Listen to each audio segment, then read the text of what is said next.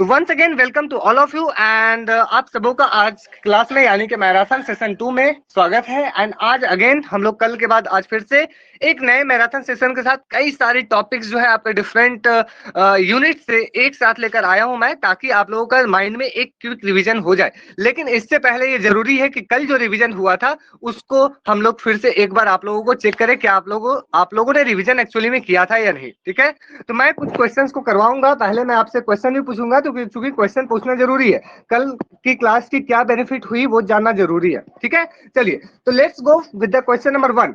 Who talk about natural inequality and proportional equality? I am giving you the poll. जल्दी जल्दी answer कीजिए।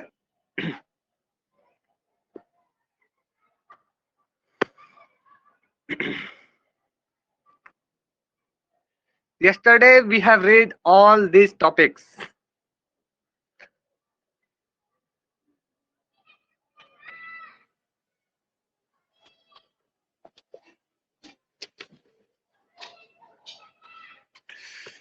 चलिए, थोड़ा रिवीजन में तड़का तो होना चाहिए। आप लोग कितना मेहनत कर रहे हैं, कौन कौन लोग मेहनत कर रहे हैं वो जानना भी जरूरी है। चलिए let's go with the result. Bingo, I can सी, बहुत अच्छा। शिवांगी, मानसी, रीचा, विश्वजीत, पटेल, प्रतिभा, आनंद एंड श्रद्धा। ये क्या हो गया? ये क्या हुआ? ये सही नहीं हुआ। ओनली 8 लोगों ने करेक्ट आंसर दिया है, बाकी 10 लोगों ने इसका आंसर गलत दिया है। ये कैसे हुआ? ये कैसे हुआ? इसलिए मैं बार बार आप लोगों को कह रहा हूं कि सेशन अटेम्प्ट करना और साथ में रिवाइज करना बहुत जरूरी है। मैंने जानबूझकर इसमें उस पार्टिकुलर थिंकर का नाम ऐड नहीं किया है, क्योंकि तब आप लोगों से ये क्लियर हो पाएगा क्या आप लोगों ने तुक्का लगाया है या सही में आप लोग पढ़े हैं, याद किए हैं। कौन ऐसे थिंकर थे जिन्होंने समानुपाती समानता की बात की थी? किन्होंने ये कहा कि नेचुरल, अगर नेचर की बात किया जाए तो व्यक्ति जो होते हैं, लोग जो होते हैं वो अनइक्वल होते हैं। They never be equal. ये कुछ लोग कौन ये बोलते हैं कि कुछ लोग शासन करने के लिए आते हैं, कुछ लोग शासित होने के लिए आते हैं। ठीक है, समवन रूल्ड अदर रूल्स, ऐसा कुछ करके। ठीक है, बिल्कुल बहुत सारी कॉन्सेप्ट है, स्लेवरी कॉन्सेप्ट है। ठीक है, तो इसका करेक्ट आंसर जो है वो है none of the above, because the correct answer is your father of political science, father of comparative politics, the writer of politics, the writer of rhetorics, the writer of other books like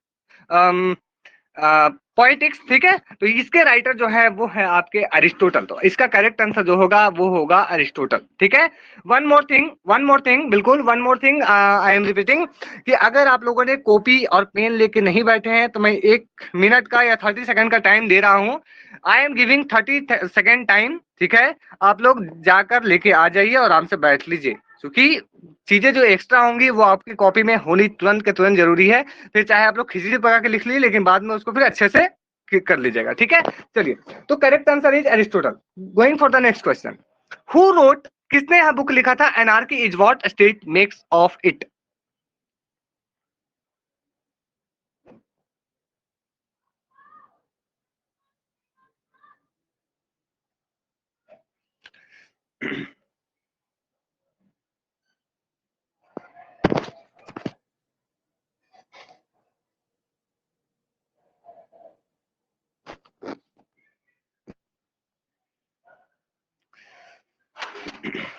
चलिए 10 second और 2 लोग अभी भी answer करने के लिए बचे हुए हैं। जल्दी से आप लोग भी आंसर कर दीजिए।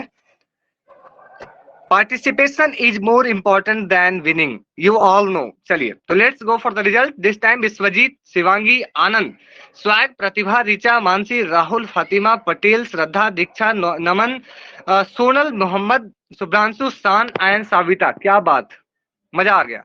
100% रिजल्ट इस बार आया है, वेरी गुड। तो इसका करेक्ट आंसर जो है वो है Alexander went. You all no Alexander went is known, best known for his concept of social constructivism.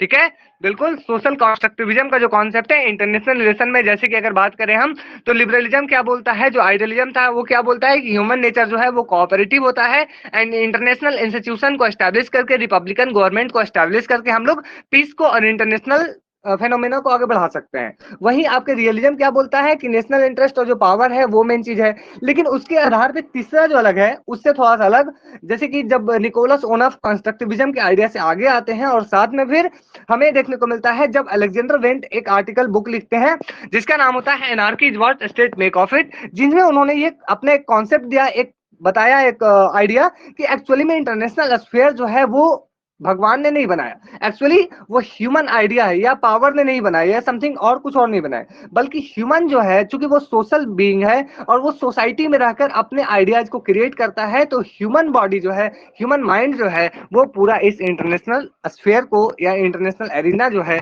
उसको क्रिएट किया है। तो ये कॉन्सेप्ट जो है वो अलेक्जेंडर वेंट कहते हैं, इसलिए इनको कंस्ट्रक्टिविज्म से एसोसिएट करके देखा जाता है, खास करके सोशल कंस्ट्रक्टिविज्म। ठीक है, याद रखिएगा, सामाजिक रचनात्मकवाद। ठीक है, is it clear till now? क्या अभी तक सब कुछ क्लियर है, समझ पाए आप इसको? आगे से गलती होगा फिर से। Is it clear? बिल्कुल बिल्कुल, चलिए, तो आप लोगों ने इस क्वेश्चन को गलत नहीं किया। I glad. चलिए आगे। Who gave the theory of cultural hegemony? Who gave the theory of cultural hegemony? I am giving you the पोल।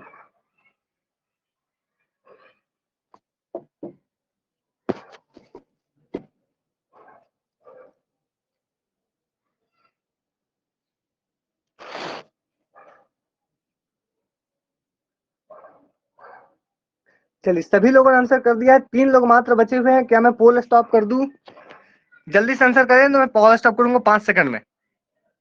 1, 2, 3, 4, 5। चलिए,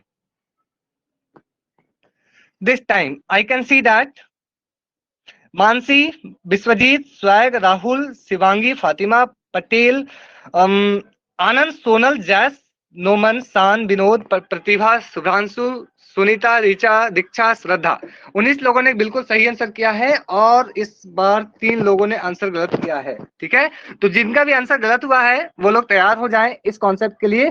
बिकॉज कल्चरल हेजेमनी, अगर आपसे क्वेश्चन पूछा जाए कि ये जो टर्म है प्रभुत्व यानी कि हेजेमनी, इसको किसने क्वाइन किया था, तो एक ही नाम निकलकर सामने आता है जो है आपका एंटोनियो ग्राम्सी। ठीक है, एंटोनियो ग्राम्सी जो है उनका नाम निकलकर सामने आता है, याद रखिएगा। कल्चरल हेजेमनी क्या कहता है, ये बहुत ही सिंपल है। जैसे कि आप समझ सकते हैं कि कार्ल मार्क्स ने क्या कहा कि सिर्फ जो इकोनॉमी है, सिर्फ जो एक कैपिटलिज्म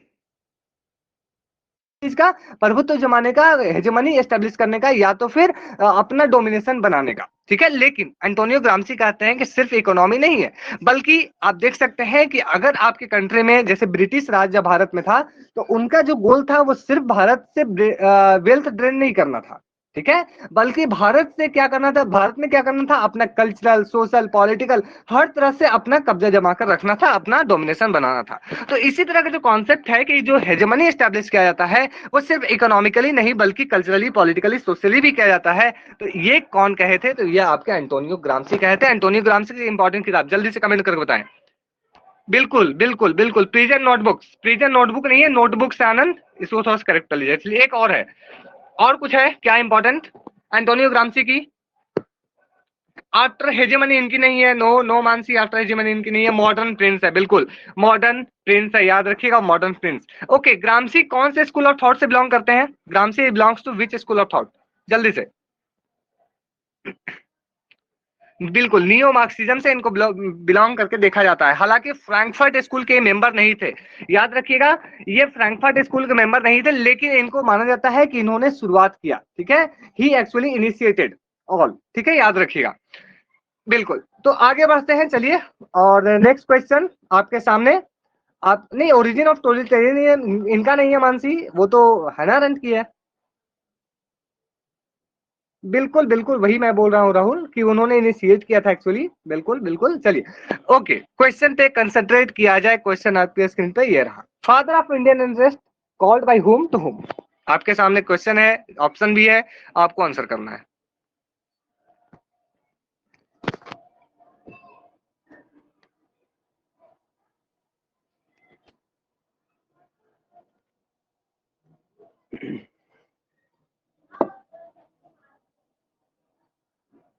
कल का क्वेश्चन और कल के कॉन्सेप्ट का रिवीजन और आप लोगों का चेक, क्या आप लोगों ने रिवीजन किया, यस और नो? चलिए देखा जाए।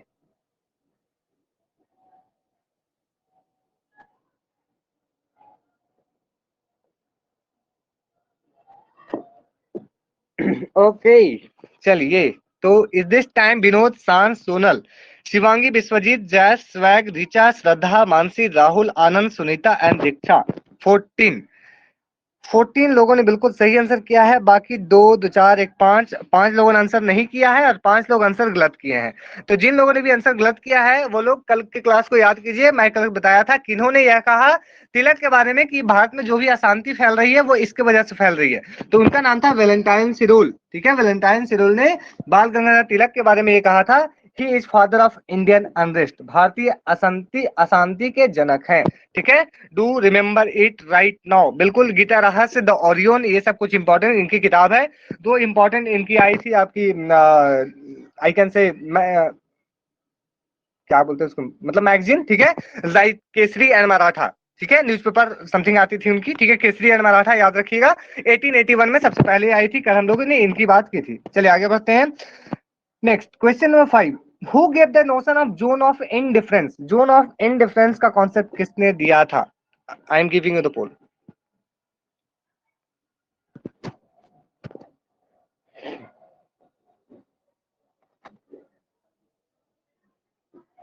चलिए 10 लोगों ने आंसर कर दिया है, बहुत अच्छा।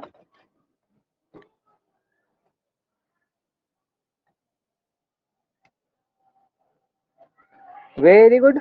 25 में से 20 लोगों ने आंसर कर दिया है। 21 लोगों ने आंसर कर दिया, बहुत अच्छा। बाकी लोग हैं कहाँ? Do participate, participation important, winning is not important on the first side. ठीक है, चलिए चलिए चलिए चलिए चलिए, 3 2 1 and let's go for the result. This time Vinod, Vishwajeet, Shivangi, Sunita, Sonal, Swag, Richa, Shraddha, Mansi, Patel, Pratibha, Diksha, Shubhranshu, Rahul, Norman, Sunita and Jas. Very good, 17 लोगों ने बिल्कुल सही आंसर किया है। The correct answer is Chester Barnard. ठीक है, चेस्टर बार्नार्ड जो है इन्होंने कॉन्सेप्ट दिया जोन ऑफ इंडिफरेंस का। इनकी कुछ इंपॉर्टेंट बुक की बात करें तो एक बहुत ही फेमस है, the functions of the executive. याद रखिएगा, the functions of the executive जो है बहुत ही फेमस बुक है आपकी चेस्टर बार्नार्ड की। ठीक है, याद रखिएगा। चलिए तो चलिए, तो अब हम लोग स्टार्ट करते हैं आज की मैराथन सेशन को। तो क्या आप सभी तैयार हैं? फिर से, हाउ इज द जोश? Are you ready? Simple, are you ready? क्या आप सभी तैयार हैं पूरी तरीके से? बिल्कुल, एक्सेप्टेंस थ्योरी जो जोन ऑफ एक्सेप्टेंस था वो हर्बर्ट साइमन दिए थे। बिल्कुल, चलिए तो सभी लोग तैयार हैं? बिल्कुल बिल्कुल बिल्कुल। चलिए तो आगे बढ़ते हैं। चलिए, तो कल शायद मुझे याद आ रहा है राहुल ने बोला था सर कार्ल मार्क्स की इंपॉर्टेंट किताब एंड उनकी कुछ इंपॉर्टेंट आइडिया जो है, कौन सी किताब में कौन सी आइडियाज दी हुई है मुझे वो बता दीजिए। तो मैं सोचा कि चलिए आज शुरुआत इसी से किया जाए। तो Karl Marx and his ideas, हालांकि इसके ऊपर एक यूट्यूब वीडियो बना हुआ है। ठीक है, खैर कोई नहीं, हम लोग यहाँ पे डिस्कस कर लेते हैं। कार्ल मार्क्स की अगर आप बात करें, ठीक है, तो इनके रिलेटेड काफी सारे बुक्स इनके हैं। ठीक है, बट कुछ इंपॉर्टेंट किताब जो है आपके स्क्रीन पे हैं, लेकिन इनके ईयर बहुत अच्छा। राहुल, चलिए आपने वीडियो भी देख लिया था, एक बार फिर से रिवीजन हो जाएगा। चलिए, यहाँ पे कुछ कुछ आइडिया जो है वो काफी इंपॉर्टेंट है, जो आपसे एग्जाम में डायरेक्टली पूछे जाएंगे। ठीक है, जैसे थ्योरी ऑफ एलिनेशन कौन सी किताब में दिए गए हैं? तो ये सिंपल है, इकोनॉमिक एंड फिलोसफिकल मैन्युस्क्रिप्ट में दिए गए थे। ये बुक 1844 में आई थी, याद रखिएगा। एलिनेशन में जिन्होंने 4 प्रकार की एलिनेशन की बात की थी, ठीक है, प्रोडक्ट, प्रोसेस, इसके बाद आपका था सोसाइटी एंड लास्ट में था इंडिविजुअल हिमसेल्फ। ठीक है, याद रखिएगा। तो ये अर्ली मार्क्स का आइडिया था, ठीक है, जो काफी रेवोल्यूशनरी आइडिया था। इसके बाद प्रॉडॉन जो है उन्होंने एक बुक लिखा था फिलॉसफी ऑफ पॉवर्टी। इसको जवाब देते हुए द पॉवर्टी ऑफ फिलॉसफी नाम का एक बुक जो है वो आपके कार्ल मार्क्स ने लिखा था, याद रखिएगा। और इसके बाद सबसे इंपॉर्टेंट बुक जिसको हम लोग कहा जाता है most important work by Karl Marx, communist manifesto. ठीक है, याद रखिएगा, ये बुक आया था 1848 में, जिसमें उन्होंने थ्योरी ऑफ रेवोल्यूशन दिया था, क्लास एंड प्रोलेटेरिएट क्लास की ये बात की थी। ठीक है सर, इसमें इंट्रोडक्शन था, एक्सप्लेनेशन इसका जर्मन आइडियोलॉजी में था, थ्योरी ऑफ लेनिसन। अच्छा, ऐसा कुछ था। अच्छा ठीक है, मैं उसको एक बार चेक कर लूंगा। अगर आप बोल रहे हैं राहुल, अगर आप बोल रहे हैं तो मैं चेक कर लूंगा एक बार। चलिए ठीक है, लेकिन मैं जहां तक देख पाया, ठीक है, थ्योरी ऑफ एलिनेशन जो है वो इकोनॉमिक एंड फिलोसफिकल मैन्युस्क्रिप्ट में दिया हुआ है।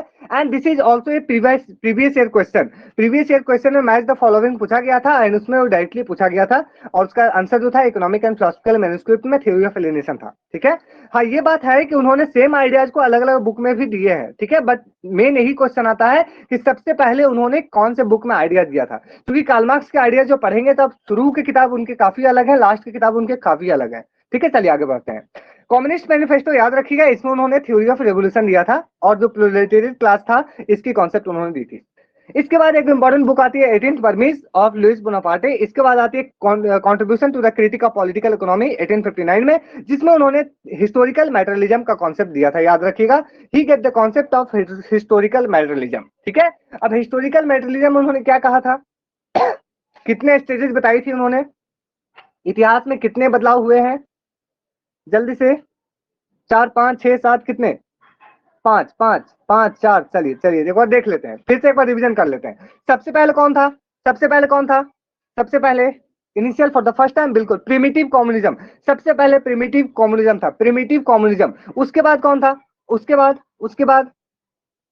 बाद स्लैवरी सिस्टम, एरिस्टोटल का टाइम पीरियड, स्लैवरी का सिस्टम। उसके बाद कौन था, उसके बाद फ्यूडल स्टेट, बिल्कुल जो आपका सामंतवादी व्यवस्था मध्य युग में देखा जाता है जब चर्च बहुत ज्यादा पावरफुल था, बिल्कुल। अब फ्यूडल स्टेट के बाद क्या हुआ, लिबरलिज्म निकल कर आया, लिबरलिज्म जिस जॉन लॉक निकल कर आया। उसके बाद फिर क्या हुआ, कैपिटलिज्म का आइडिया आया। उसके बाद कैपिटलिज्म आया, ठीक है, सोशलिज्म नहीं आया था उसके बाद शायद। उसके बाद कैपिटलिज्म आया एंड कैपिटलिज्म के बाद फिर सोशलिज्म के रास्ते होते हुए जो एंड है वो है आपका कम्युनिस्ट स्टेट। ठीक है, तो कम्युनिस्ट स्टेट को जाकर बोलते हैं, कम्युनिस्ट स्टेट पे जाकर बोलते हैं कार्ल मार्क्स कि दैट इज द एंड। उसके बाद फिर से कोई रिवोल्यूशन नहीं होगा, वहां पे जाके सब कुछ राम राज्य हो जाएगा, सब कुछ आगे मतलब ठीक ठाक हो जाएगा।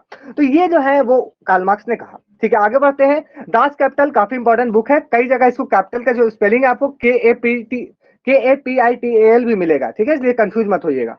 दास कैपिटल जो है इसमें उन्होंने एक सरप्लस वैल्यू का कॉन्सेप्ट दिया था। सरप्लस वैल्यू आप सबको को पता होगा कि जितने मजदूर मेहनत से काम करते हैं उतने उनको रिफंड नहीं मिलते हैं या उस मेहनत के बदले उनको पैसे नहीं मिल पाते हैं। ठीक है, एक्चुअली में जो कैपिटलिस्ट क्लास है, जो इंडस्ट्रियलिस्ट होते हैं, वो एक्सप्लॉइट करते हैं अपने मजदूरों को, अपने वर्कर्स को, याद रखिएगा। ठीक है, एक्स्ट्रा कैपिटल, बिल्कुल। यानी कि कुल मिलाकर ये है, अगर बिस्किट के पैकेट बनाने में पैसे का खर्च 2 रुपए हो रहे हैं, उसको 5 रुपए में बेचा जा रहा है, तो जो 3 रुपए प्रॉफिट हो रहे हैं उसको मिल बांट कर बांटा जाएगा। उसमें कुछ हिस्सा आपके कैपिटलिस्ट जो मेन मालिक है उनका होगा, कुछ हिस्सा उसमें काम कर रहे हैं लेबर का होगा। ये बात आपके कार्ल मार्क्स ने कहा था। ठीक है, याद रखिएगा। कैमरा ऑफ करा, ऐसा कुछ मुझे राइट नाउ याद नहीं आ रहा है स्वैग, मैं देख लूंगा, आपको फिर बाद में बता दूंगा। ठीक है, चलिए आगे देखते हैं। थीसिस ऑन फेवरेट्स एक इंपॉर्टेंट किताब थी 1888 में। इसके बाद था क्रिटिक ऑफ गोथा प्रोग्राम 1891 में, याद रखिएगा। ठीक है, इसमें उन्होंने देखिए एक चीज याद रखिएगा, वेरी इंपॉर्टेंट है कि idea of dictatorship of the proletariat किस बुक में उन्होंने दी थी। तो मैक्सिमम लोग जो है ये सोचते हैं कि कम्युनिस्ट मैनिफेस्टो में एक किताब आइडिया दी गई थी। ठीक है, इकोनॉमिक मैन्युस्क्रिप्ट 1844 में नहीं छपी थी। एक बार बाकी लोग कुछ लोग गूगल कर लीजिए, तो मैं भी गूगल नहीं कर सकता हूँ, एक बार प्लीज कंफर्म कीजिए। मुझे लग रहा है 1844 में था, प्लीज कंफर्म। ये आपके अर्ली मार्क्स की आइडियाज थी, अर्ली मार्क्स सबसे इनिशियल जो आइडियाज थे। ठीक है, जिसमें अल्थुसर जो है अर्ली मार्क्स मतलब young Marx and old marks के बीच में डिफ्रेंशिएट भी करते हैं। ठीक है, तो क्रिटिक ऑफ गोथा प्रोग्राम में उन्होंने डिक्टेटरशिप ऑफ द प्रोलेटेरिएट का कॉन्सेप्ट दिया था। इसके बाद जर्मन आइडियोलॉजी 1932, याद रखिएगा। इसके बाद ग्रोंडाइज जो है वो एक बुक आया था आपका, सर बुक का नाम है जिसमें 1844 ऐड है ना, मुझे तो लग रहा है। देखिए फिलहाल मैं ये बोलूंगा 1854 ही होगा। ठीक है, 1844 ही है, 1844 ही है। ठीक है, क्योंकि ये अर्ली बुक है, उनकी सबसे अर्ली बुक है। ठीक है, जैस फिर से आप एक बार चेक कर लीजिएगा। ठीक है, एक बार फिर से आप चेक कर लीजिएगा, कोई बात नहीं। ठीक है, ओके। तो इसके बाद एक इंपॉर्टेंट बुक थी ग्रोंडाइज, ठीक है, जो अभी तक अनपब्लिश्ड है, याद रखिएगा। बिल्कुल बिल्कुल बिल्कुल। 1844 में लिखी थी, पब्लिश 1932 में, बिल्कुल। देखिए ये है, लिखी बहुत पहले गई थी लेकिन बाद में पब्लिश हुई थी। ठीक है, ये हो सकता है, दिस इज पॉसिबल। विनोद आपने हैंड रेज किया है, क्या कुछ बोलना चाहते हैं, मैसेज लिख दीजिए। ठीक है, चलिए आगे बढ़ते हैं। तो क्या आगे बढ़ सकते हैं, can I move ahead with the next slide. क्या यहां तक सब कुछ क्लियर है, is it clear till now, क्या सब कुछ क्लियर है। याद रखिएगा, मैं फिर से इसमें कुछ चीजें आपके लिए बोनस पॉइंट के रूप में फिर से रिपीट कर रहा हूं, ठीक है, इसको फिर से याद रखिएगा। Idea of dictatorship of the proletariat किस बुक किताब में आइडिया दी गई थी? तो ये आपकी क्रिटिक ऑफ गोथा प्रोग्राम नाम की बुक में दी गई थी, ठीक है, याद रखिएगा, कम्युनिस्ट मैनिफेस्टो में नहीं दिया गया था। थ्योरी ऑफ एलिनेशन जो है वो इकोनॉमिक एंड फिलोसफिकल मैन्युस्क्रिप्ट में दिया गया था, याद रखिएगा। चलिए आगे बढ़ते हैं, अब आगे बढ़ा जाए, चलिए। ओके ओके, 1844 में ये बुक लिखा गया था, जैस बिल्कुल यही है, ठीक है, पब्लिश बाद में हुआ था, ठीक है। देखिए आप, थ्योरी ऑफ प्रिज्मेटिक मॉडल, देखिए आप अगर पढ़ेंगे F.W. रिक्स को, जिन्होंने सबसे पहले इकोलॉजी को, इकोलॉजिकल अप्रोच, ठीक है, सबसे पहले इकोलॉजिकल अप्रोच को कंपैरेटिव पॉलिटिक्स में आप बोल सकते हैं, सॉरी कंपैरेटिव पॉलिटिक्स नहीं, पब्लिक एडमिनिस्ट्रेशन में, ठीक है, इन्होंने यूज किया इस, और इसके साथ साथ हम लोग F.W. रिक्स को father of comparative public administration भी कहते हैं, do remember it right now, ठीक है। और साथ साथ में इन्होंने एग्रेरिया इंडस्ट्रिया मॉडल भी दिया था, और इसके साथ साथ इन्होंने डिफ्रैक्टेड मॉडल, डिफ्यूज मॉडल और प्रिज्मेटिक मॉडल की बात की थी। तो अगर एग्जाम में आता है prismatic model, diffracted model, diffuse model किसने दिया, तो आपके F.W. रिक्स होंगे आंसर। तो क्या मैं इसको थोड़ा सा बता दूं, एक्सप्लेन कर दूं? बिल्कुल, बाजार कैंटीन मॉडल भी है, सुनल, वेरी गुड, थैंक यू। क्या मैं थोड़ा सा एक्सप्लेन कर दूं क्या है ये? चलिए, तो याद रखिएगा इसको, I am explaining. Okay okay okay okay, देखिए सबसे पहले बात करते हैं डिफ्रैक्टेड। आप सबको पता होगा सर, बचपन में प्रीज में आप लोग देखे होंगे, क्लास 11 12 में, डिफ्रैक्शन का मतलब क्या होता है? जब सारी चीजें अलग अलग हो, एक दूसरे से अलग अलग हो, मतलब हम लोग डिफ्रैक्ट एक दूसरे से अलग अलग दिख पा रही हो। तो आपको क्या लगता है कौन सी, किस टाइप की ऐसी कंट्रीज होती है? Either they are developed countries, developing countries और अंडर डेवलप्ड कंट्रीज। कौन सी ऐसी कंट्रीज होती है जिसमें ऑर्गेनाइजेशन, उसके स्ट्रक्चर, उसके वर्किंग, सब कुछ हमें क्लियरली हम देख पाते हैं? क्या डेवलप्ड कंट्रीज में होता है, डेवलपिंग में होता है, या अंडर डेवलप्ड में होता है? बिल्कुल डेवलप्ड में होता है, बिल्कुल बिल्कुल याद रखिएगा, डेवलप्ड में होता है। तो वो जो डिफ्रैक्टेड मॉडल उन्होंने दिया, डिफ्रैक्टेड मॉडल दिया, वो डेवलप्ड कंट्रीज के आइडियाज को, डेवलप्ड कंट्रीज को एनालिसिस करते हुए उन्होंने दिया। एक और आता है फ्यूज्ड मॉडल। अब आप कहाँ लगता है कि वहां पे, मतलब बोलते हैं जिसको कि जहां पे चपरासी भी रहेंगे, ऑफिसर भी रहेंगे, सब कुछ रहेंगे एक जगह, वो कौन से कंट्रीज हो सकते हैं? अंडर डेवलप्ड हो सकते हैं, बिल्कुल अंडर डेवलप्ड कंट्रीज हो सकते हैं। तो ये फ्यूज मॉडल में उन्होंने कहा, ठीक है। अब एक आता है आपका प्रिज्मेटिक मॉडल, जब आपके प्रिज्म के अंदर वाला पार्ट होता है प्रिज्मेटिक मॉडल, जहां पे हमें दोनों की क्राइटेरिया देखने को मिलती है। तो ये जो है आपके डेवलपिंग कंट्रीज के बारे में बोलते हैं, ठीक है, याद रखिएगा। अब यहाँ पे नेक्स्ट जो है वो है साला मॉडल। क्या साला मॉडल भी एक्सप्लेन कर दूं? काफी सारी चीजें हैं क्लास में, मैं सोचता हूँ एक्सप्लेन कर दूं। बिल्कुल हेट्रोजेनिटी, बिल्कुल बिल्कुल बिल्कुल। अब देखिए साला मॉडल, इसको लेके कंफ्यूज मत होइएगा। देखिए साला मॉडल भी सिमिलर सिमिलर है थोड़ा सा।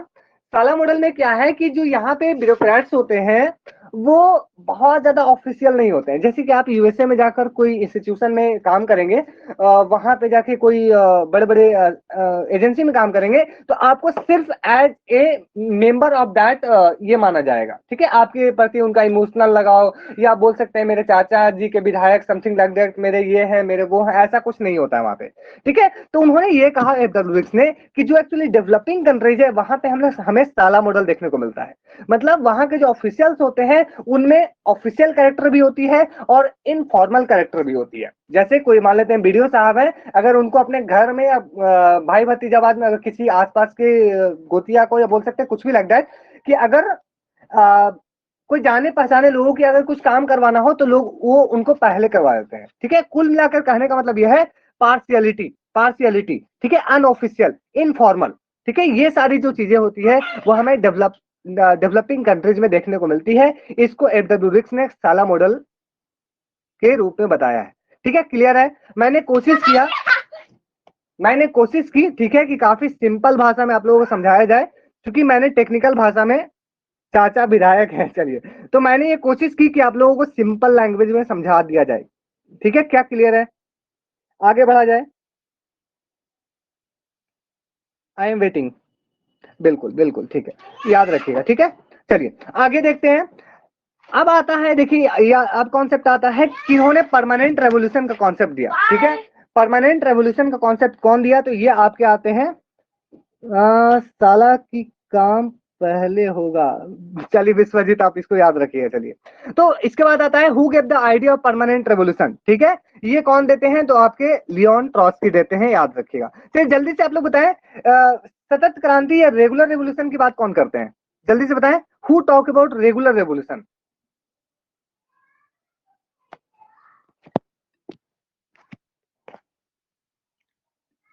माओ, लेनिन, सब मिक्स आंसर आ रहा है। माओ, माओ लेनिन, माओ लेनिन, कौन है वो? देखिए इसका करेक्ट आंसर जो है वो है रेगुलर रेवोल्यूशन, माओ जेडोंग, माओ जेडोंग। ठीक है, यस बिल्कुल। सतत क्रांति का कॉन्सेप्ट जो है वो माओ से तुंग से है, याद रखिएगा। माओ क्या बोलते हैं कि जो क्रांति है वो रुकने वाला नहीं है, ये हमेशा चलते आया है, चलता है और चलते रहेगा, बदलाव होते रहेगा। ठीक है, याद रखिएगा। चलिए आगे बढ़ते हैं। इन्होंने यह कहा कि जो स्टेट के ऊपर जो एक कब्जा जमाने का जो होता है, या जो स्टेट पे कैप्चरिंग का जो पावर होता है, वो दो तरीके से हो सकता है। एक आइडियोलॉजिकल से हो सकता है, दूसरा रिप्रेसिव से हो सकता है। एक या तो आइडियोलॉजिकली आप स्टेट पे कैप्चर करो, या तो फिर दूसरा जबरदस्ती रिप्रेस करके करो। तो ये बात आपके लुइस अल्थुसर कहते हैं, याद रखिएगा, डू रिमेंबर इट। ठीक है, और इसके पहले मैंने ये बताया था हु डिफरेंशिएटेड बिटवीन या who distinguish between young Marx and old Marx. The correct answer will be Althusser. ठीक है, इसके बाद एक इंपॉर्टेंट कॉन्सेप्ट आपसे एग्जाम में पूछा जा सकता है, who gave the idea of paradigm shift? तो ये आपके थॉमस कोलन है। नेक्स्ट एक इंपॉर्टेंट कॉन्सेप्ट आता है यहाँ पे, ग्लोबल विलेज का कॉन्सेप्ट किसने दिया? तो ये है मार्शल मैकलुहान। ठीक है, याद रखिएगा। चल जल्दी से बताएं, who gave the idea of global justice? CUET पेजिबल तो पहले बताएंगे सर, हमारा एक टॉपिक ही है। चलिए बिल्कुल। कुछ लोग बोल रहे हैं सेन, नहीं सेन नहीं है, सेन नहीं है, सेन नहीं है, थॉमस पॉगे है, बिल्कुल थॉमस पॉगे, याद रखिएगा। पॉगे साहब, थॉमस पॉगे साहब नहीं है, बात कही है। चलिए आप लोग जल्दी से बता दें, ecology of public administration book जो है वो किनके द्वारा लिखी गई? Who wrote the book ecology of public administration? जल्दी से। मैकलुहान वैश्विक न्याय, डैश आप फिर से एक बार चेक कर लीजिए। मैकलुहान वैश्विक न्याय नहीं है, वैश्विक न्याय ग्लोबल जस्टिस जो है वो है थॉमस पॉगे। ओके ओके, कोई बात नहीं, कोई बात नहीं। आप लोग लिखते हैं ऐसा तो मुझे लगता है मैं गलत तो नहीं हूँ। ठीक है, चलिए कोई नहीं। हेडेगर, रिक्स, बिल्कुल। देखिए ये जो बुक है वो रिक्स की है, ठीक है, याद रखिएगा। बिल्कुल बिल्कुल बिल्कुल। रिक्स जो है वो सबसे रिसेंट है। एंड एक चीज और, कि रिक्स को ऐसा माना जाता है कि उन्होंने पब्लिक एडमिनिस्ट्रेशन को फिर से उभार कर सामने लाया। ठीक है, जैसे आप लोगों ने 5 स्टेजेस ऑफ पब्लिक एडमिनिस्ट्रेशन पढ़ा होगा। ठीक है, फर्स्ट पॉलिटिक्स एडमिनिस्ट्रेशन डाइकोटॉमी, ठीक है, उसके बाद गोल्डन एरा। जल्दी से बताएं गोल्डन एरा कौन सी थी पब्लिक एडमिनिस्ट्रेशन में? कौन सा ईयर को? 10 साल का फेज है, इतना से मैं ज्यादा हिंट नहीं दूंगा। I will not give hint more than this. 1887 नहीं है विश्वजीत, आपको फिर से रिवीजन करने की जरूरत है। बिल्कुल जैस ने सही लिखा सर, 1927 से 1937। यस बिल्कुल, याद रखिएगा। 1919 नहीं है स्वैग, याद रखिएगा। ठीक है, याद रखिएगा। 1927 से 1937 का जो एरा है उसको कहा जाता है golden era of public administration. क्या? Golden era, principles of administration, बिल्कुल, जिस समय काफी सारी किताब लिखी गई, काफी सारे लोग भी उस समय सामने आए थे, बड़े बड़े विचारक के रूप में। चलिए अब हम लोग बात करते हैं बाउंडेड रेशनैलिटी कॉन्सेप्ट कौन दिए, तो इसका कल ही मैंने डिस्कशन किया था, हर्बर्ट साइमन। इसके बाद theory of X and Y कौन है? डगलस एमसी ग्रेगर, याद रखिएगा। इसमें इतना ज्यादा आप लोगों से नहीं पूछा जाएगा। ठीक है, याद रखिएगा। Next public choice theory, theory जो है डंकन ब्लैक, याद रखिएगा। इसके बाद कुछ philosophical ideas, what is X and Y. ठीक है, मैं इसको एक्सप्लेन कर दूंगा, मैं इसके लिए एक वीडियो बना दूंगा स्वैग। ठीक है, अभी मैं काफी सारे स्लाइड्स हैं इसलिए मैं तुरंत इसको, क्योंकि थोड़ा बड़ा है। ठीक है, चलिए आगे। इसके बाद कुछ है, ठीक है, इसके बाद कुछ है कि कुछ आइडियाज है, जैसे कि एग्जिस्टेंशियलिज्म। ठीक है, अस्तित्ववाद का कॉन्सेप्ट कौन देते हैं? तो ये जो है आपके जीन पॉल सार्त्रे देते हैं, याद रखिएगा, डू रिमेंबर इट। एग्जिस्टेंशियलिज्म कौन बोलते हैं? हु एम आई, मैं कौन हूं और मेरी इस धरती पे आने का उद्देश्य कौन है, ये बात कौन करते हैं? एग्जिस्टेंस के बारे में कौन बात करते हैं? जीन पॉल सार्त्रे, याद रखिएगा। इसके बाद एनार्किज्म से रिलेटेड, बिल्कुल अस्तित्ववाद। इसके बाद जो है बाकुरिन प्रौदौन, ठीक है, ये जो है एनार्किज्म से बिलोंग करते हैं। तो जल्दी से आप लोग बता दें, who called himself first anarchist? किसने यह कहा अपने आप को फर्स्ट एनार्किस्ट? चलिए प्रूदो, प्रूदो सबको याद है सर, प्रूदो ने कहा था, बहुत अच्छा। तो बाकी लोग जो भी क्लास में हैं, जिनको अगर याद नहीं है, अच्छा मैं ऐसा क्यों है, क्लास में देख पाता हूँ काफी सारे लोग हैं क्लास में, अभी 27 लोग मौजूद हैं, जिसमें से कुछ बच्चे बहुत रेगुलरली पार्टिसिपेट करते हैं, सबमिट चैट करते हैं, मेरे से बात करते हैं, लेकिन कुछ बच्चे, कुछ लोग जो हैं वो थोड़ा सा साइलेंट रहते हैं। साइलेंट मत रहिए, जितना ज्यादा पार्टिसिपेट कीजिएगा, इंटरेक्ट कीजिएगा, उतना ज्यादा आपके लिए बेनिफिशियल होगा। ठीक है, I am trying my best, and I hope all of you will participate. ठीक है, आपके पार्टिसिपेशन क्लास में जो भी आती है, सब सही आती है, गलत आती है, नहीं आती है, सब कुछ बोलिए। देयर इज नो बाउंडेशन, ये कोई जरूरी नहीं है सही आती है तभी आप बोल पाएंगे। ठीक है, चलिए आगे बढ़ते हैं। इसके बाद है, ठीक है, कॉम्युनिटेरियन से कुछ थिंकर कौन कौन है आपके? चार्ल्स टेलर, याद रखिएगा, Michael sandal and Michael Walzer. चलिए इसमें जल्दी से बताएं सर। सबकी टाइपिंग इतनी फास्ट, कोई बात नहीं, टाइपिंग फास्ट नहीं है, थोड़ी लेट से ही तो कमेंट तो आ सकती है ना। चलिए जल्दी से बताएं कि पॉलिटिक्स ऑफ रिकॉग्निशन की बात किसने की थी? पॉलिटिक्स ऑफ रिकॉग्निशन, पहचान की राजनीति की बात किसने की? आई एम वेटिंग, देखते हैं कौन कौन आंसर देते हैं। श्रद्धा बोल रहे हैं विल, राहुल बोल रहे हैं मार्शल, स्वैग बोल रहे हैं टेलर, श्रद्धा बोल रहे हैं किमलिका, और कोई? और कोई चलिए, विल किमलिका वही है श्रद्धा, और कोई? किमलिका। आई एम टॉकिंग अबाउट पहचान की राजनीति। चलिए चलिए चलिए, देखते हैं आप लोगों ने कितना। हायक, और कोई टेलर, और कुछ? और कोई नाम कोठारी और किमलिका नहीं। अब किनके लिए ये टर्म पहली बार है, वो लोग बताएं, वो लोग इसको कमेंट करें किनके लिए ये पहली बार सुन रहे हैं पहचान की राजनीति like that, politics of politics of recognition. ठीक है, किनके लिए? आनंद के लिए, स्वैग के लिए पहली बार नहीं था, पटेल के लिए, नसरीन के लिए पहली बार था। चलिए कोई बात नहीं, याद रखिए ये जो कॉन्सेप्ट है पॉलिटिक्स ऑफ रिकॉग्निशन, ये देते हैं आपके चार्ल्स टेलर। याद रखिएगा, चलिए चलिए याद रखिएगा, चार्ल्स टेलर। ठीक है, multiculturalism and politics of recognition एक इंपॉर्टेंट किताब है जो चार्ल्स टेलर की किताब है, do remember it right now. ठीक है, अभी याद रख लीजिए। कौन बोलते हैं समुदाय में जितने सारे लोग हैं सबकी पहचान होनी जरूरी है। स्वैग को पता है लेकिन स्वैग लिख रहे हैं नो, ये कैसा उलझन है स्वैग। चलिए चलिए, तो याद रखिएगा, ठीक है, याद रखिएगा। चलिए इसके बाद फादर ऑफ पॉजिटिविज्म, ठीक है, अगस्त कॉम्टे को माना जाता है, याद रखिएगा। चलिए, तो क्या इस स्लाइड तक सब कुछ क्लियर है? जल्दी से 10 सेकंड में आप लोग बता दें। Spheres of justice Michael Walzer, बिल्कुल। Liberalism and limits of justice जो है माइकल सैंडल की है। टायरनी ऑफ मेजोरिटी जो है वो भी आपकी उनकी है, माइकल सैंडल की है। इसके साथ साथ justice what is right thing to do, ये भी आपकी उनकी है, माइकल सैंडल की है। ठीक है सर, वैसे नहीं, जो आपके लेजिटिमाइजेशन क्राइसिस है वो है आपका जुगन हबरमास का। ठीक है, याद रखिएगा, जस्ट जुगन हबरमास। चलिए आगे बढ़ा जाए। कॉम्प्लेक्स इक्वलिटी, बिल्कुल, कॉम्प्लेक्स इक्वलिटी जो है वो भी आपका माइकल वॉल्जर की है। ठीक है, याद रखिएगा माइकल वॉल्जर की है। चलिए अब चलते हैं बहुत ही बेसब्री से इंतजार किया हुआ एक टॉपिक, इलीट थ्योरी। काफी सारे लोग बोलते हैं सर इलीट थ्योरी समझ में आता नहीं है, वो आता है तो काफी कंफ्यूजन होता है कौन क्या बोलते हैं।